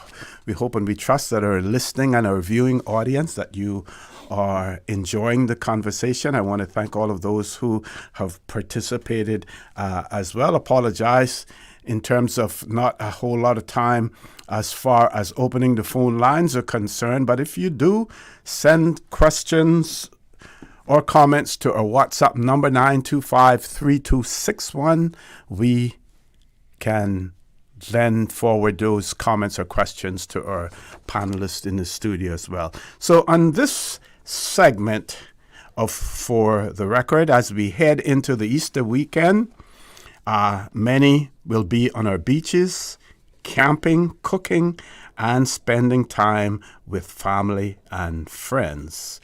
Of course, it is one of the most enjoyable times of the year, but it is also a time when fire risk increase significantly because many people are accustomed to being in the kitchen cooking, and cooking outdoors may be, a different scenario altogether. And then once you finish cooking in your kitchen, you clean up, everything is done. The whole process out there in the open is completely different as well. So we have two members of the Cayman Islands Fire Service in the studio with us. They are Mr. James Bawden, who is a fire safety inspector, and Mr. Jordan Rankin, who is a pump engineer. So first of all, I'm going to say good morning, gentlemen. Welcome to For the Record. Good morning, Mr. Connor. It's a pleasure to be here. Okay. Now, before we get into the meat of the discussion in terms of Easter itself, I want to let our listening and viewing audience know about the Cayman Islands Fire Service, your experiences there, and what prompted you to decide to become a fire officer as well. Okay, if I may start. Sure, certainly. My name is James Bawden. Currently been employed with the Cayman Islands Fire Service since 1990. October this year would be 36 years for me. Wow. My tenure with the fire service has been great. I've had opportunities to get educated overseas in terms of going to the Florida State Fire College, where I was certified as a fire safety inspector since 2012. Again, I enjoy what I do, and most importantly, letting the public and people know the awareness of fire safety is our utmost and priority. Okay. All right. And good morning. My name is Jordan Rankin, and I've been employed with the service since August 2020. Okay. So going on 6 years for me now. And like Mr. Bawden said, I've also been away to Florida to be certified as a safety inspector, but I currently work on the domestic section as a pump engineer. And yeah, like you say, we just, we stress that the public should always be safe, and our priority is protecting lives and saving property, or saving lives and protecting property. Sorry, yeah. Okay, so Mr. Bawden, initially we basically had one fire service that was based domestic, as well on the aviation side. Can you talk a little bit about the structure of the fire service, in today's world? What is it comprised of? Absolutely, sir. So the fire service is comprised of three sections: the domestic section, the aid room section, and the fire prevention section. The aid room section covers the airport, anything to do with the airport. The aid room side covers that. The fire prevention section is the section where I work. We covers, like, we do inspections on any public occupancy place, including hotels, supermarkets, and so forth. And the domestic section covers the wider island public in terms of responding to car fires, structure fires, etc. Okay. And I'm not sure whether or not you know what your staffing levels are at this point in time, or an estimate? I'm not sure right now at this time. So. I think we're around 200. Okay, yeah. Okay. Including here in the Brock and Little Cayman. Yes. Yeah. Excellent. So let's talk about Easter and preparedness. And this is not something that is new to the Cayman Islands, but we also see people amping up the whole process of camping. At one point in time, camping was like when you were in Scouts and Cubs and you go out to camp. Everything was, about nature, and living through nature, using natural things. But these days now, people will take their television sets, they have their generators, they have their refrigerators, everything, when it comes to camping. And some of them may stake out their campsite, a week or so in advance, and some may stay even after the Easter week is over as well. Some may stay longer than that as well. So let's talk about what the Cayman Islands Fire Service will be doing to ensure that campers are kept safe, that they observe, all of the safety rules as well. Gentlemen. Absolutely, sir. As we head into the Easter weekend, many families will be on the beaches, camping, cooking, and enjoying time together. It's one of the most enjoyable times of the year, but it's also when fire risk increases significantly. While it's a fun and festival weekend, it's important to remember, enjoy the weekend, but stay safe, stay fire safe. Fire safety isn't just about personal safety, it's about protecting others as well. Property and the environment. A single unattended fire can quickly become a community-wide emergency. So the fire service, I say that to say this, is that the fire service is adamant that we make the public aware of the hazards, bonfires and using generators, etc., and not properly attending to those uses of those things. Is that we try to, like I said, make the public aware that the proper usage and safety tips surrounding using those. And since camping is going to be throughout the island, does the fire service have any plans in terms of monitoring these campsites? Maybe stopping in, seeing how things are going, giving advice. What do you do as a proactive measure? Okay, so as a proactive measure, people that are camping on let's say Crown land, they should seek permission from the PLC, which is Public Lands Commission, and also the Department of Environmental Health.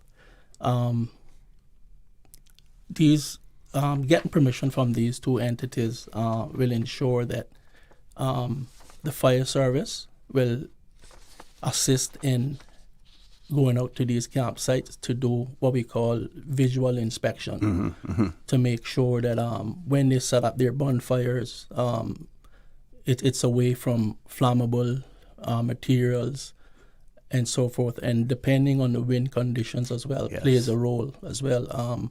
If it's too windy, the fire service can, more or less say, okay, well, we give the go-ahead or we don't give the go-ahead because it's too windy and so forth. Yes. Okay. Anything that you want to add to that, Mr. Rankin? So far, I think he covered everything. Okay. Now, is it normal, or would you advise, despite the fact that it is outdoors, that those persons who actually have access to or could afford a fire extinguisher, that they should have that on the campsite with them? Absolutely, sir. That is one of the recommendations and requirements, I should say, that if you're planning to have a bonfire, the fire department do recommend that you provide at least a 10-pound ABC fire extinguisher. An ABC fire extinguishers, ABC stands for the classifications of different fires that particular extinguisher can extinguish. Again, once you get permission from the PLC, the fire department then will come out to do a site inspection to make sure that you have all the requirements in place. Yes, a fire extinguisher is one of the requirements. Okay, great. And if I'll add, sure, you can buy them from Ale Thompson, so they're easily available. Yeah, there's a few different places that you could purchase them, but Ale Thompson also carries them. Okay, and when they're purchased like that, they're ready to go, or does any preparation have to be made for them? Yes, sir. Even though you purchase them brand new, we recommend that they be service tagged, because they're brand new that they're working. So we recommend that they get them serviced by a certified company. The there's a few companies out there that provide these services. Off the top of my head, I know Advanced Fire and Plumbing is one of those. Okay. The public can look in the yellow pages for the different companies and so forth who provide these services. Okay. Gentlemen, I get so engrossed in the conversation that I forget that we have to go to commercial break. So we're going to take that break now, folks. Please stay tuned for the record. We'll be back shortly. Cineco's parametric insurance after hurricanes is now available for motor policies. Fixed automatic payouts cover incidental vehicle expenses like fuel, cleanup, and minor repairs. No claims, no damage required. $200 for comprehensive policies or $100 for third-party policies. Available exclusively through Cineco and included with all new motor insurance policies and upon renewal for current policies. Visit Cineco.ky today. Cineco. Keeping Cayman covered. Accidents and illnesses can strike without warning.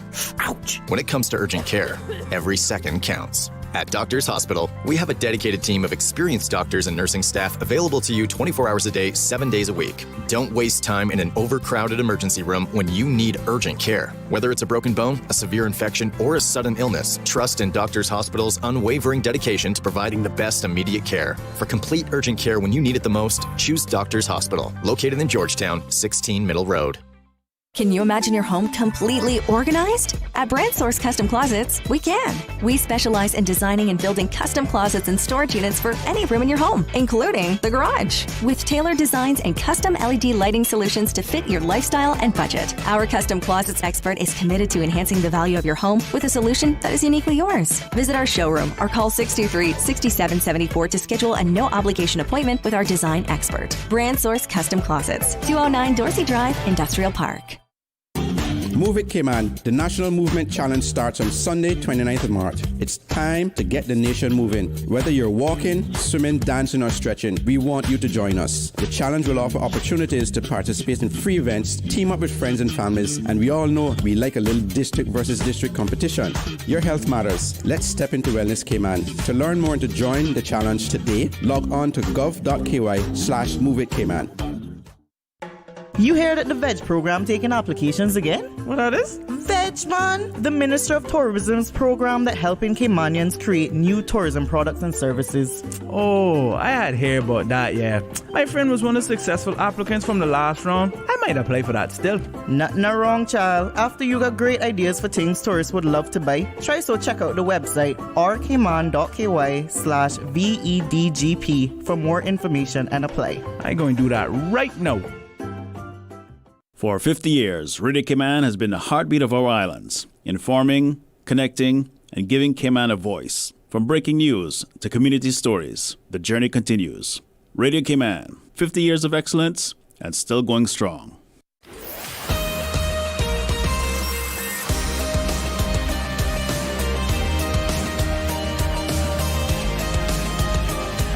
For the Record with Orret Connor. Good morning and welcome back to For the Record. Next week will be Easter, and as a result of that, there will be many activities taking place in the Cayman Islands, including those who love to camp, outdoor camping in the Cayman Islands. Huge event. In my day, and I can age myself, in my day, Easter Monday was the day. Yep. Miss Francis Ramon and I'm trying to remember her. The other lady now. They would arrange picnics, and we used to go to Spots Beach. So where the Spots public beach is now, that is where we used to go. The condos that are what are they called? Moon Bay. Yeah. Moon Bay. They weren't there at the time. So it would either be Mr. Wellington had a truck, or it could have been Mr. Clarence Flowers had a truck, or Colbert Smith had a truck. And those days they had the benches that. The wooden benches that stretched from one side of the truck to the other, and you sat on those, and they would drive us up to Spots, And Miss Francis and them, they were in charge of all of the kids. We never had, during my lifetime there, not a fatality, no injuries or anything like that. And those are the days when you could walk out there and you could pick up the conchs, and everything. So our Easter was basically restricted to Easter Monday, and you would probably have an Easter egg hunt maybe on Easter Sunday as well. But these days it is all about camping. So as a result of that, there are many precautions, folks, that people have to take. And here to advise us and to give us expert advice on what to do on a campsite from the Cayman Islands Fire Service, we have Mr. James Bawden, who's a fire safety inspector, and Mr. Jordan Rankin, who's a pump engineer. So let's talk about why Easter weekend is considered a high-risk period for fires, talking about the event itself and even the climatic conditions under which we are during this time of the year as well. Absolutely, sir. Again, Easter, why is Easter weekend considered high risk for fires? Is because many people are outdoors cooking, camping, or having bonfires. More activity near flammable materials increases the likelihood of accidents. Anything, Mr. York? Okay. No, that's good. Now, this time of the year, we also notice that the wind is sometimes coming out of the east.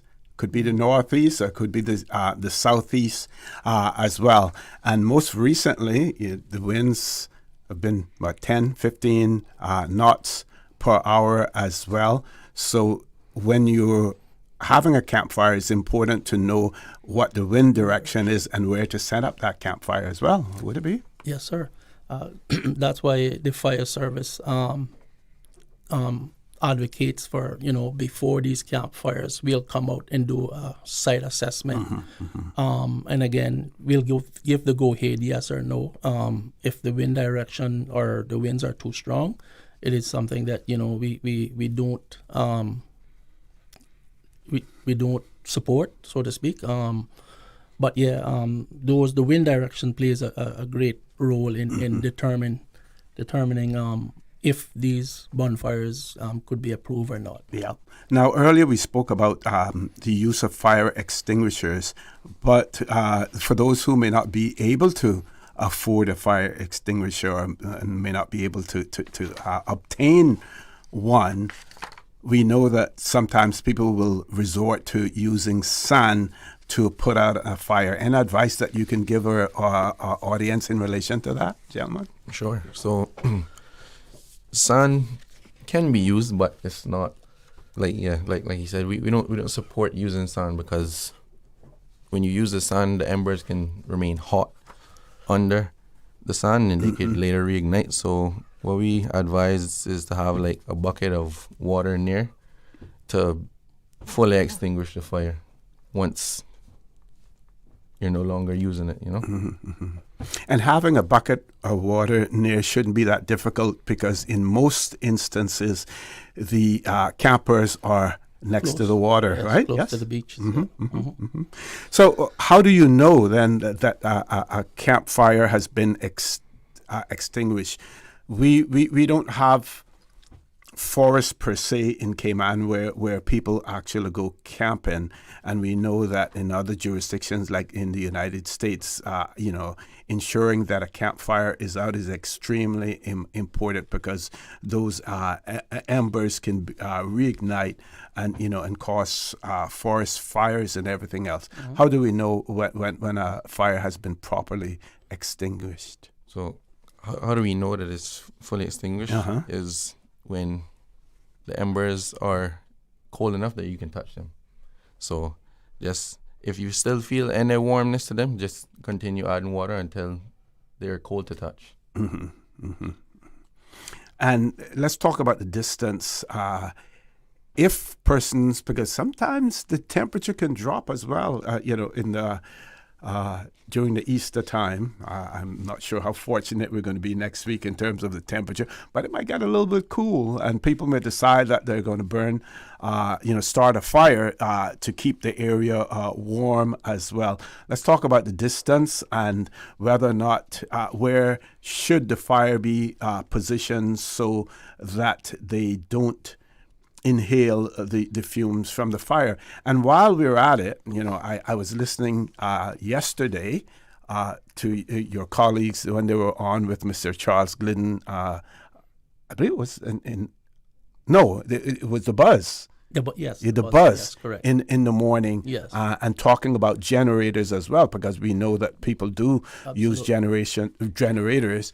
So let's talk about the use of generators and the starting using a fire either to keep warm or while they're cooking, because some people may be cooking while others are sleeping as well. But before we get into that, we're going to take a quick commercial break. When we return, we will talk about those areas. Folks, please stay tuned for the record. We'll be back shortly. Did you know that you can send money transfers to financial institutions anywhere in Jamaica with JN Money? You mean I can send money straight to my account and cut out the middleman? Yes, that's exactly what I mean. You send your own money to your own account, giving you peace of mind that the money is in your account. JN Money Transfers to Financial Institution is another convenient service offered by JN Money. You can have this done from any JN Money location. Deposit your money straight to your account without the hassle of asking someone to do it for you. JN Money Transfers to Financial Institutions, making life easier. Did you know that Doctors Hospital provides urgent care services 24 hours a day, 7 days a week? And Doctors Hospital's urgent care physicians have access to the most advanced MRI and CT imaging in the Caribbean, providing reliable diagnostics when you need it most. When you need quality urgent care for an illness or injury, Doctors Hospital is here for you 24/7. Whether it's a migraine, chest or abdominal pain, shortness of breath, broken bones, or another urgent need, Doctors Hospital at the top of Walker's Road. Urgent care right now. Looking for fresh, healthy food that's full of flavor? Then you've got to visit Kirk Market. Our dishes are made with fresh, high-quality ingredients. Enjoy vibrant mixed greens or satisfying pasta salads. Or try one of our delicious grill options like blackened chicken, spicy beef steak, or grilled salmon.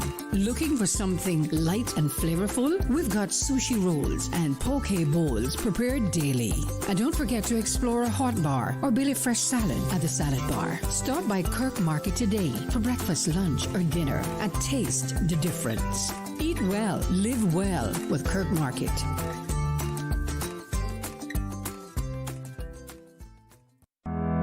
Attention all farmers, importers, exporters, and valued customers. The Department of Agriculture made an important upgrade to better serve you. Effective immediately, their main reception will be accepting card payments only for key services such as rabies vaccinations, import and export permits, farmers' ID cards, animal adoptions, and processing. No cash payments will be accepted for these services at reception. This change will provide a more efficient service for everyone. So, remember to bring your debit or credit card when visiting the Department of Agriculture. For more information, call 947-3090.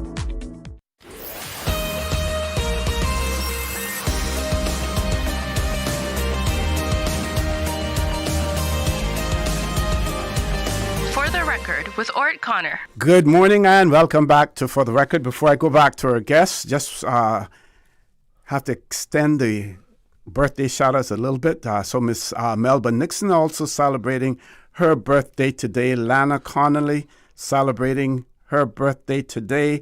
Tomorrow, Miss Andrea Borden will be celebrating her birthday as well. So just want to add those to the birthday groups. We are talking about Easter camping, Easter picnicking, whichever one you want to call it, and all of the precautions that should be taken, advice being given by members of the Cayman Islands Fire Service. So in the studio with me, we have Mr. James Borden, who's the Fire Safety Inspector, and Mr. Jordan Rankin, who is a pump engineer. We're talking now about fires, how they should be properly extinguished, and if fires are being burnt, where you should be positioned and where the fire should be started as well. Gentlemen, over to you. Okay, so when burning a fire, just ensure to keep tents and sleeping areas well away from the open flame. And you should always position yourself in your tents. Bring that mic a little closer to you. Yes. Okay, so yeah, when burning the bonfire, you should always position yourselves in your tents upwind, and the fire should be downwind. So, none of the smoke or the heat is coming towards you. And you should be 15 to 20 feet away from any of the fires when burning them. Yep. Okay. Mr. Borden? Yeah, so just to add to what Mr. Jordan was alluded to just now is so one of the recommended stations that make sure, again, the wind plays a key factor in to whether we give permission to for these bonfires, etc. So make sure wind direction won't carry sparks towards your tent. Yes. That is recommended, highly recommended, I should say.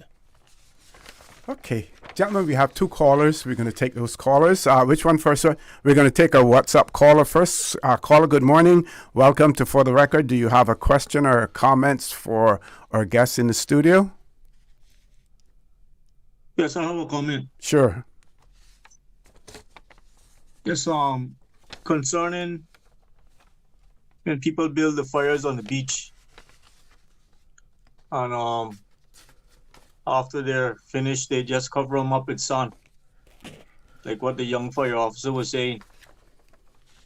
Instead of just covering up with sun, to open the fire with water first to make sure that it's completely out. Because I remember a few years ago,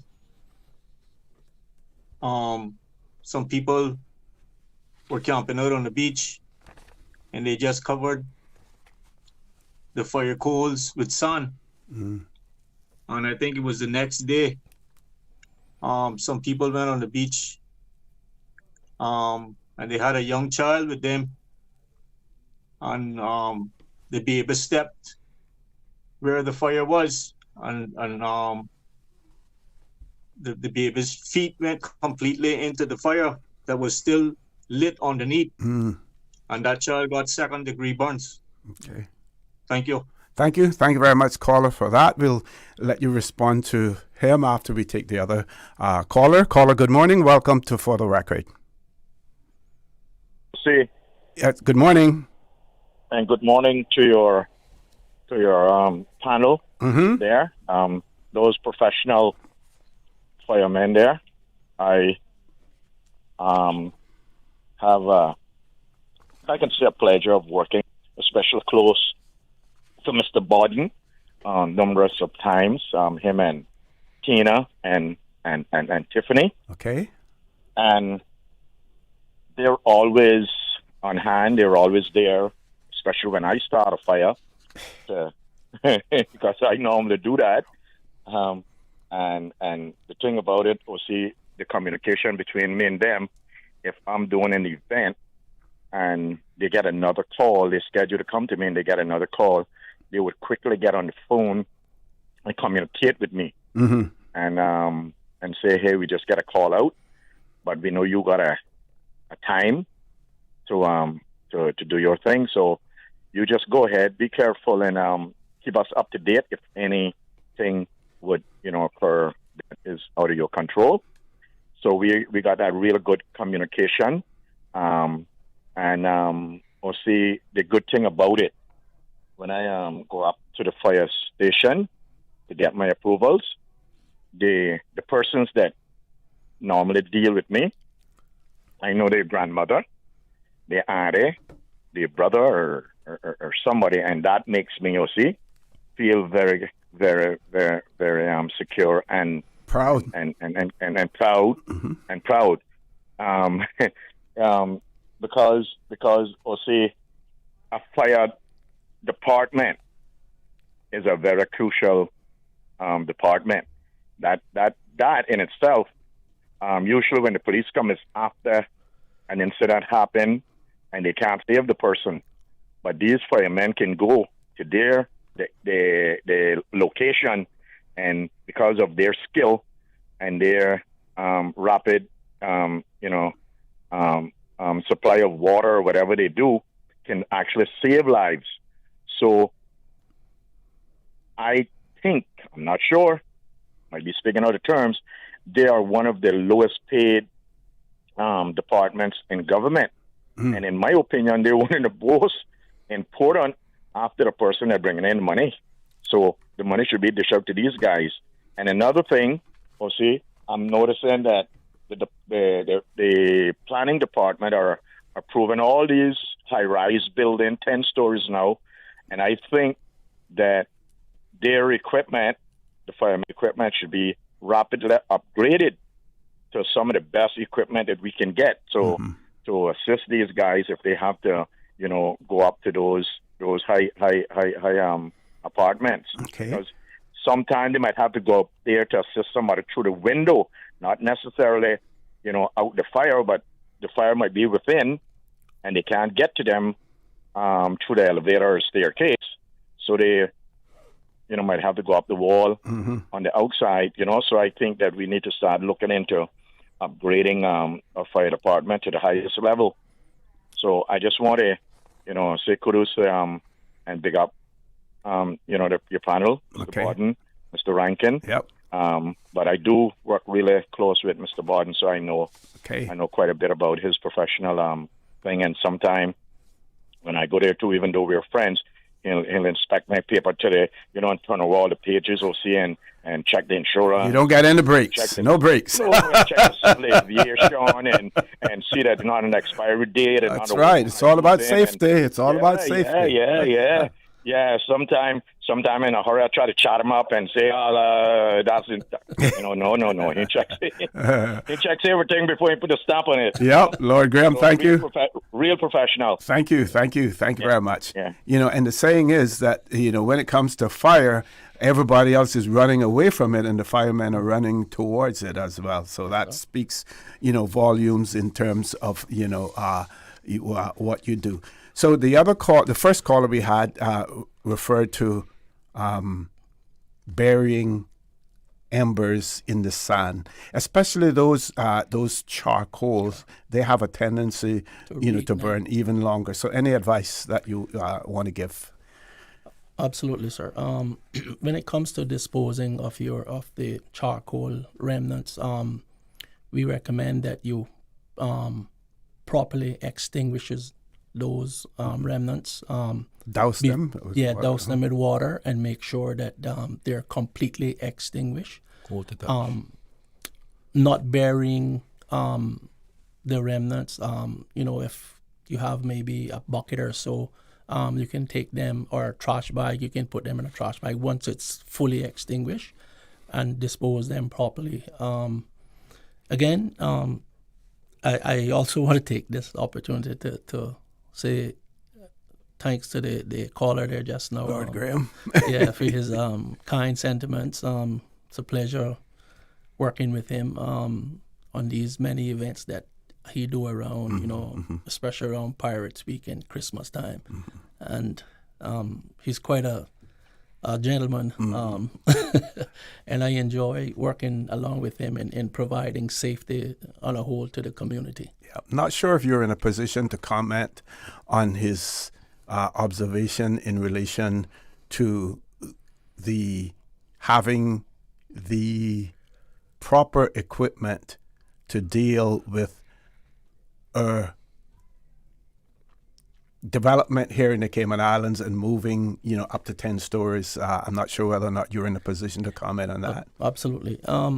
When it comes to development, we work closely with the planning department. Obviously, before plans are approved, certain aspect of those plans come to the fire department for review and comment. One of those is that we review this. We do what we call the site plan. Okay. And once we review them, we ensure that we have proper access to these buildings. and the code do speaks for a minimum of 20 feet. If we can get more than 20 feet, then we're happy with that. But we make sure that we have proper access to these development. Also, that we have adequate means of water on site, and that is making sure that they provide a fire hydrant, in addition to a fire well. The difference between the two is the hydrant is water directly from the water authority or Cayman Water, and the fire well is something that we can draft water from. And for the well is something that we can, like I said, draft water from, and during an escalation of a fire for a long period of time. Okay. Gentlemen, we're going to take a commercial break. I know, at first when we got in here, when we said that you're going to be here until 10 o'clock, you didn't think that you would have all that much to talk about, and now we're running out of time as well, but we still have a few more things that we want to talk about. For instance, the question whether or not a grill or fire should be left attended.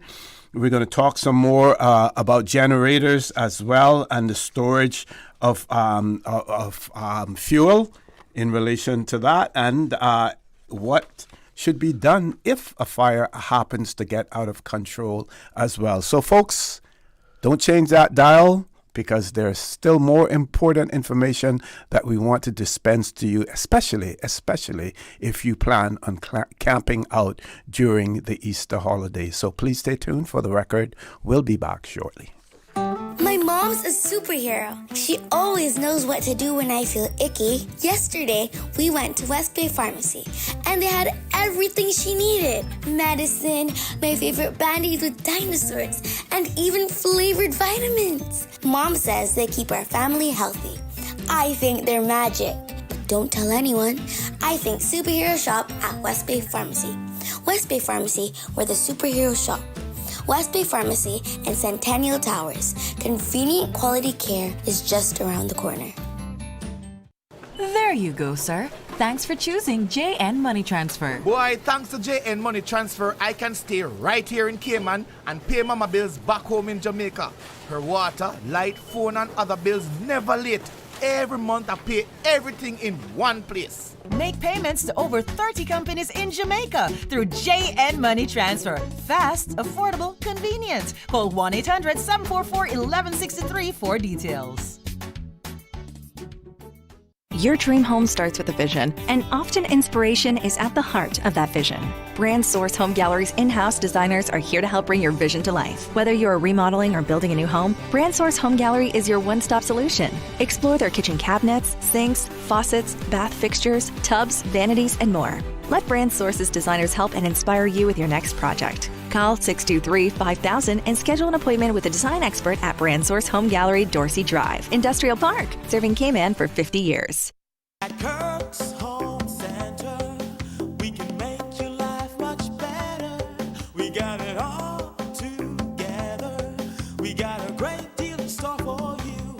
From cookware to stereos, from power tools to plumbing supplies. Yeah, we got the best goods with the best price, and a service to make you smile.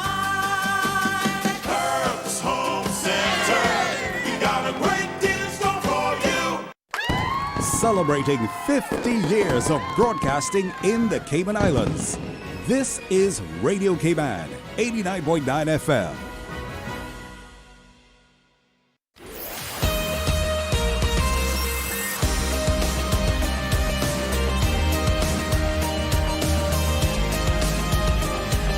For the Record with Orret Connor. Good morning and welcome back to For the Record. We're on the last leg of the show this morning. It's been a busy morning, right up from 7:30 until 10 o'clock. That's the way that we like it as well. So for those of you who are just joining us, and if you are just joining us, you're a little bit late, but you will get the tail end of our discussion with Mr. James Borden, who is a fire safety inspector, and Mr. Jordan Rankin, a pump engineer with the Cayman Islands Fire Service. So, gentlemen, we're going to look at some Frequently asked questions in relation to camping. Can I leave a grill or fire unattended while cooking? Where should fuel, gas canisters, or flammable liquids be stored? And what should be done if a fire gets out of control or appears to be getting out of control as well? Gentlemen.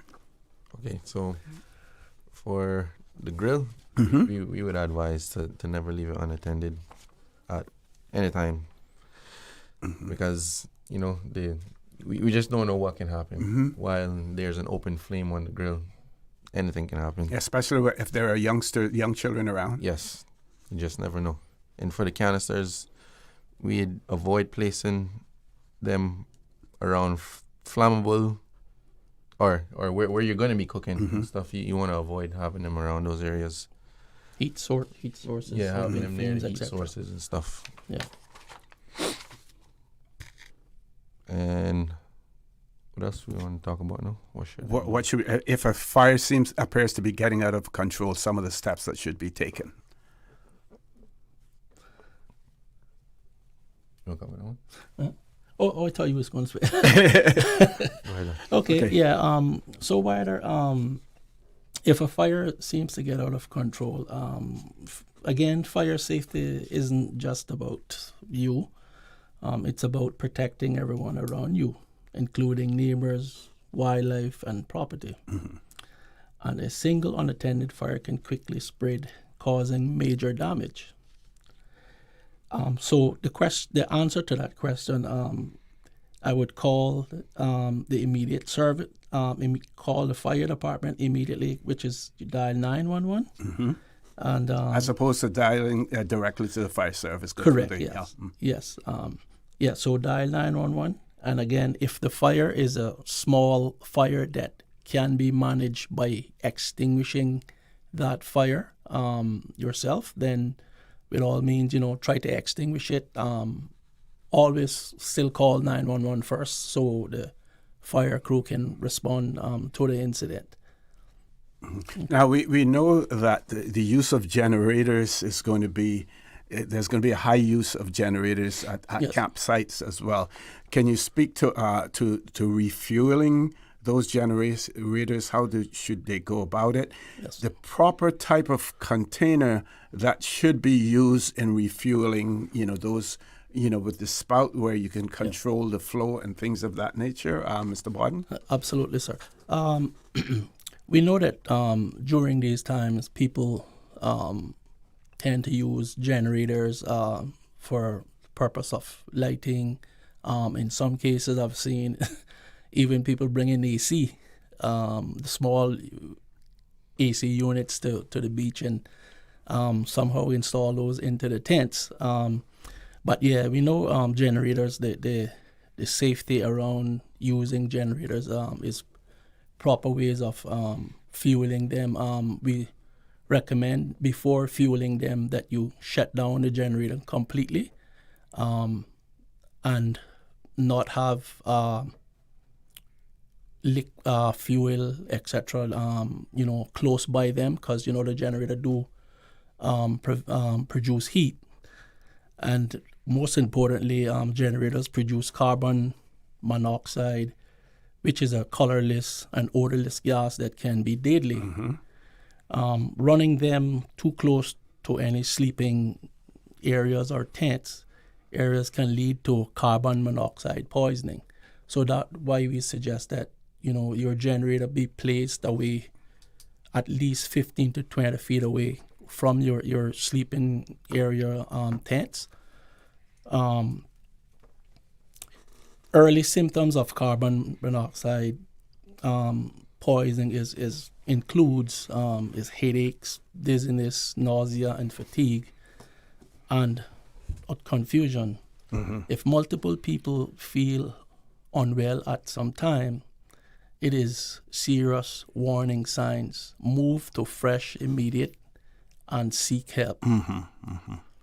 Yep. Okay. And if I may add, sure. Last but not least, always turn the generator off again. and allow it to cool before refueling it. I touch on this again because this is quite important. Refueling generators we strongly recommend that you shut them down before you refuel them. Okay, I have a WhatsApp message here, but this isn't really about. It's more about traffic, so that's not for you guys. I'll have to read that on another show. Okay, we still have about 6 minutes left to go, and I want to give both of you gentlemen an opportunity for some closing comments. And since Mr. Jordan Rankin is the youngest member in here, and when was it you said you joined in 2020? 2020, yes. Right? 6 years ago. You're still gaining, much experience and everything else. For those youngsters who may have an interest in joining the Cayman Islands Fire Service, I want you to talk directly to them. Tell them, what the advantages are in terms of being, a fire officer, and give them some advice. All right. So, I would highly recommend this job. It's it's more of a career, So I would say, if you join here, you could just build a lasting career. So I think it'd be very good for more young Caymanians to want to join the fire service. Mm-hmm, mm-hmm. And Mr. Borden, if you could add to that, you spoke earlier about specialized areas, training in specialized areas, as well. So once you become a fire service, a fire officer, while you will get the overall training, if you have a particular interest, a particular area of interest that you want to focus on, is it possible? Absolutely, sir.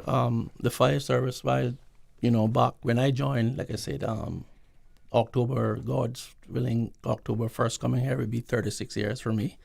The opportunities is there. Mm-hmm. So once you express interest in a certain area of the fire department, you will be considered, and if choosing, you would be sent overseas for advanced training. For instance, in my case, in 2012, an opportunity came about where they had an opening for a fire inspector. Okay. And I applied and was successful, and the department then sent me away to Florida State Fire College, where I obtained all of my qualifications to become a fire safety inspector 1, 2, and 3. And also, I'm also a fire investigator as well. We do cause and origin investigation / arson. But yeah, the department is a well rewarding department, and to what Mr. Jordan said, if you choose and you want a career, I would recommend that the young Caymanians join the department and so forth. Yeah. Mm-hmm. And there's room for upward mobility, in terms of the ranks as well. Yes, sir. There's rooms. Upward mobility can become sometimes a bit stagnant, so to speak. Yeah. But yes, there is room for the younger guys now which is myself. About to retire soon. Yeah, so but the opportunity is there, and again, I would strongly recommend the young Caymanians who are interested, give it a shot. It's a rewarding career, and it's a pleasure to work alongside Mr. Rankin. Being that he has obtained some qualifications in terms of inspector, it's a joy to work beside him, and of course teach him things that you know he's you know he don't know about. But, Yep. you know, just passing on that. Nothing like having someone under your wings Yes. that you can pass on that Yes, that knowledge and experience. You know, and I must say, with the you know, since he was working alongside us in the fire prevention, and he's a quick learner, and he's eager to learn. Great. Yeah. Okay, so final words to our campers out there for the Easter holidays as well. Final words, gentlemen. Okay. If you want to answer, or you want to Sure, I'll just go ahead. So we advise to plan ahead, supervise children, fully extinguish all fires, and remember that even small actions can prevent major accidents. Safety is everyone's responsibility. Yep. And just to add, a safe Easter is a shared responsibility. Small precautions make a big difference. Having said that, enjoy the weekend, the Easter holidays, but take a moment to think ahead, because fire safety starts with each of us. Yes. Yep. Those are sage words, Gentlemen, I want to thank you. I want to thank you and your colleagues at the Cayman Islands Fire Service for all that you do to keep the Cayman Islands community safe. And like they say, while everyone is running away from the fire or from the danger, you are running towards it. So you put your lives on the line to protect others, and we are extremely grateful for that. Folks, I want to thank you, all of you who participated this morning by calling in or sending in WhatsApp messages as well, or just simply listening. I want to remind you that we are our brothers and our sisters keepers. There is always someone out there who's less fortunate than we are, and I ask you to extend a helping hand to them.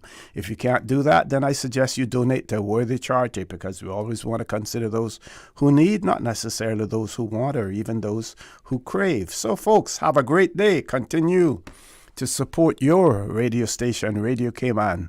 Don't forget to join Mr. Charles Glidden-Shallow at 12:15 for Talk Today. And as usual, we ask the good Lord to continue to bless these three beautiful, wonderful Cayman Islands.